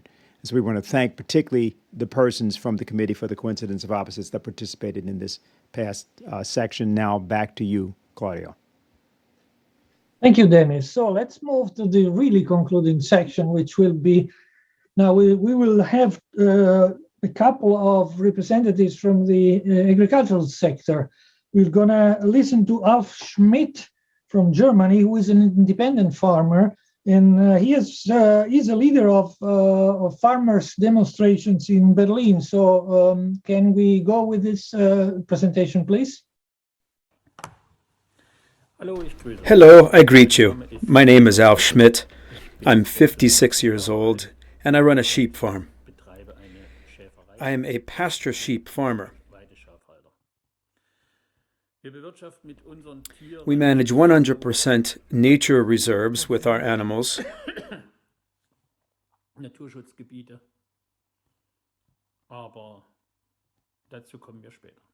But we'll get to that later.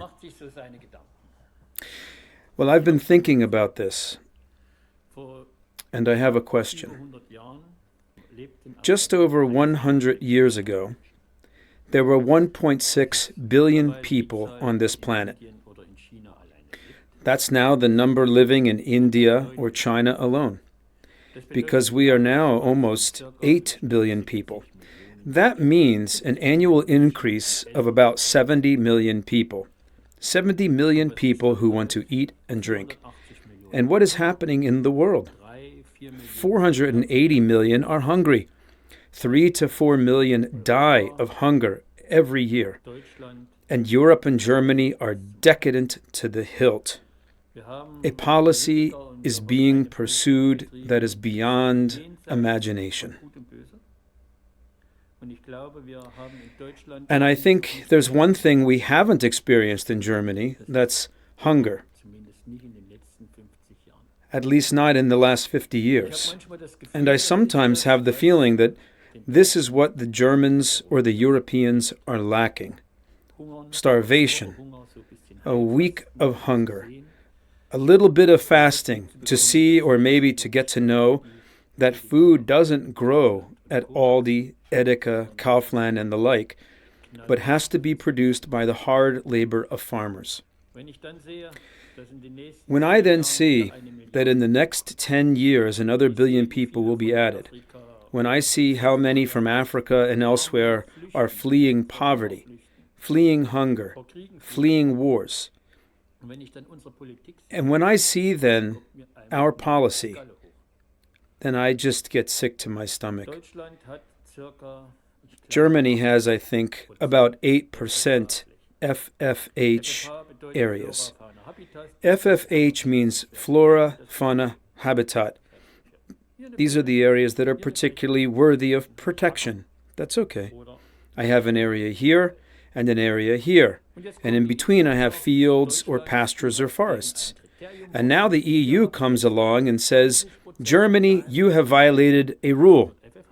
We have determined that 20% of your total area will be FFH areas. That's how I remember it. That means we have something worth protecting here of 8%. How do I get to 20%? I take the best acreage in between and make an A to B corridor. Decadence says hello. That means the best arable land, which is optimally managed with the most modern methods, with the most modern technology, is now being converted into FFH areas. That means 20% of our land remains free, worthy of special protection. But the theater continues, because it is still possible to produce in FFH areas. So we will then have an insect protection law. This insect protection law is a special joke, because it doesn't even know which insect is supposed to be protected. It also doesn't know how the insect should be protected, because we don't know which one we want to protect. It doesn't know anything, actually. And we have asked our politicians in Berlin, Insect Protection Act, why do you want to enforce it? What is it actually? What is this shit? The answer? It's in the coalition agreement. The SPD demanded it. Then I have to take 1.4 million hectares out of production because of an insect protection law. At certain times, there were over 1,000 farmers with their tractors in Berlin. We demonstrated for 80 days, starting the 25th of this year in Berlin, 25th of January, at minus 18 degrees. And with the coronavirus, we suffered everything, endured everything, even our politicians. Well, I can testify about that because I registered this demonstration over the entire time, over the entire term, and I have experienced hardships beyond imagination. But we have also achieved something. We have managed to ensure that, for example, bird sanctuaries can continue to be supported through agricultural subsidies. Because I have a sheep farm in a bird sanctuary, which are also sometimes natural reserves, which are grazed by my sheep, kept free for ground nesting birds and for all kinds of things. And that supposedly should have no longer been supported. That means I would have received no more money, only paid rent for the lambs. We have not been earning enough to cover our costs for a long time anyway. That means I would have stopped sheep farming. But the agricultural area which is not being used for grazing is being used for soy, bio-healthy drinks, and whatever sewage there is. Sorry, that's my opinion. I always have to say that. At some point, I'll be punished for it. So this area would have been taken out of production. Areas where, without disturbing anyone, we produce meat as part of landscape management. So, and before I go into the barn, one more thing about nature conservation, and one more thing about wolves. Germany has found another means to abolish agriculture. Wolves. In Scandinavia, I think Finland, Sweden, Norway, there are altogether 400 to 500 wolves. Germany alone now has well over 2,300 wolves. And that's with our densely populated areas. A study for the Ministry of Environment says Germany is ready for 20,000 wolves. As I said, we already have well over 2,000. But we're ready for 20,000. I've still found few wolves that eat carrots anywhere. Well, they go for feral animals, but they also go into the grazing animals. My farm used to have 2,500 ewes. We raised 1.64 lambs per ewe. Anyone can do the math. About 4,000 lambs a year. Then came the wolves. We had over 200 attacks. The worst damage is actually not the damage from the bite and from killing 1 to 2 animals. That would still be tolerable. The worst damage is the psychological damage to the sheep. Unimaginable. Afterwards, they run against the wall in the barn if you put them in there. They don't eat anymore, they die. That means we then went from 1.64 lambs per sheep per year down to 0.53. Our stock has been decimated to just over 1,000 because I'm only reimbursed for the one sheep directly killed. We had an encroachment of wolves. 74 sheep trampled each other to death on the run. You have to imagine a corridor through which over 2,000 sheep have to pass. Whoever stumbles loses. We lost 74 sheep in one day. And we're told, sorry, no wolf DNA, no compensation. Then so many died afterwards from internal injuries. The sheep pushed out the fetuses as they ran away. I could show you pictures that would make me cry again. And that is the situation in Germany. And meanwhile, the wolves also go to the cattle, to the horses. And what's the state doing? We have put pressure on it. There is now a little compensation for sheep farming, but not much. So my damage, my total damage, with repayment of subsidies because a broken herd can no longer manage land, in recent years was just under $1 million.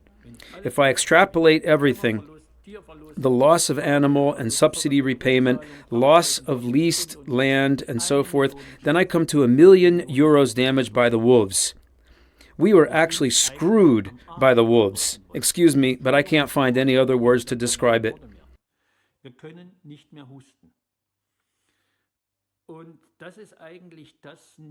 And that's actually the next thing that's going to ruin agriculture, with the wolf.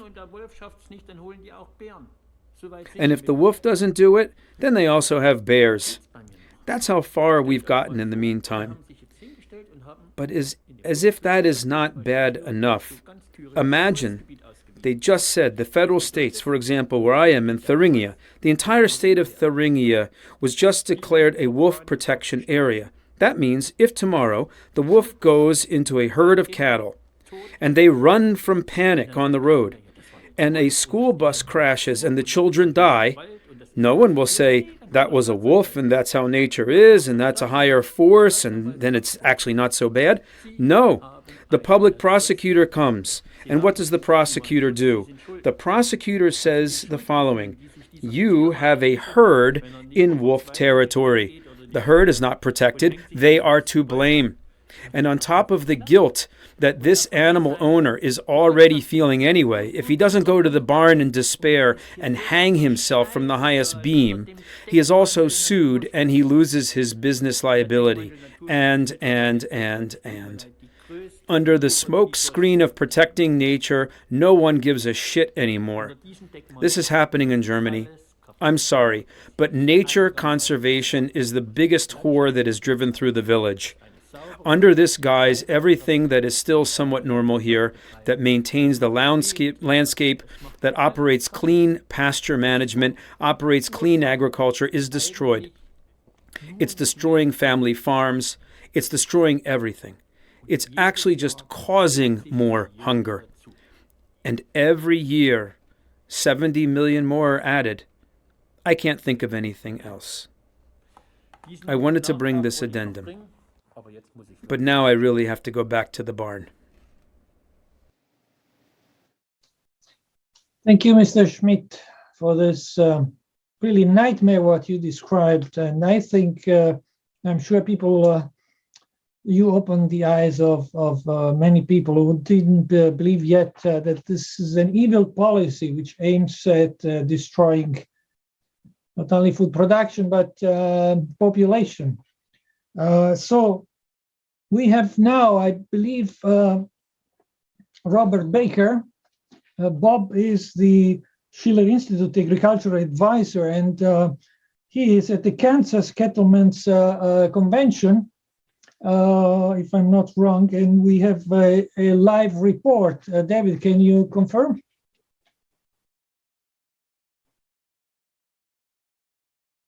Okay, let's hear it.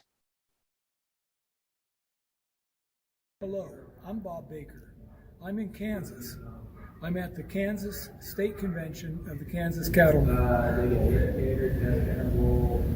Kansas is one of the largest producers of beef and wheat in the world.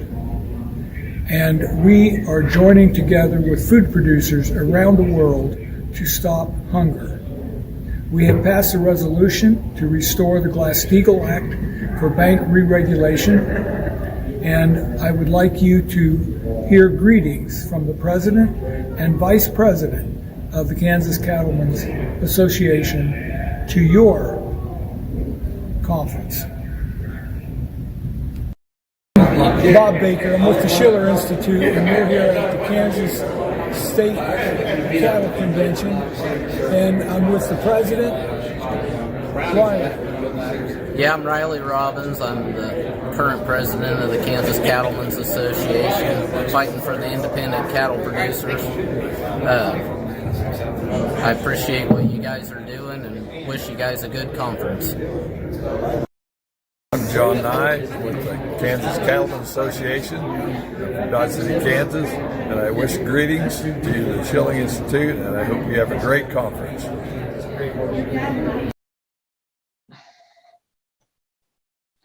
Okay, I think I know that most of you want to go on longer to have a discussion and listen to presentations, but we have to close down here.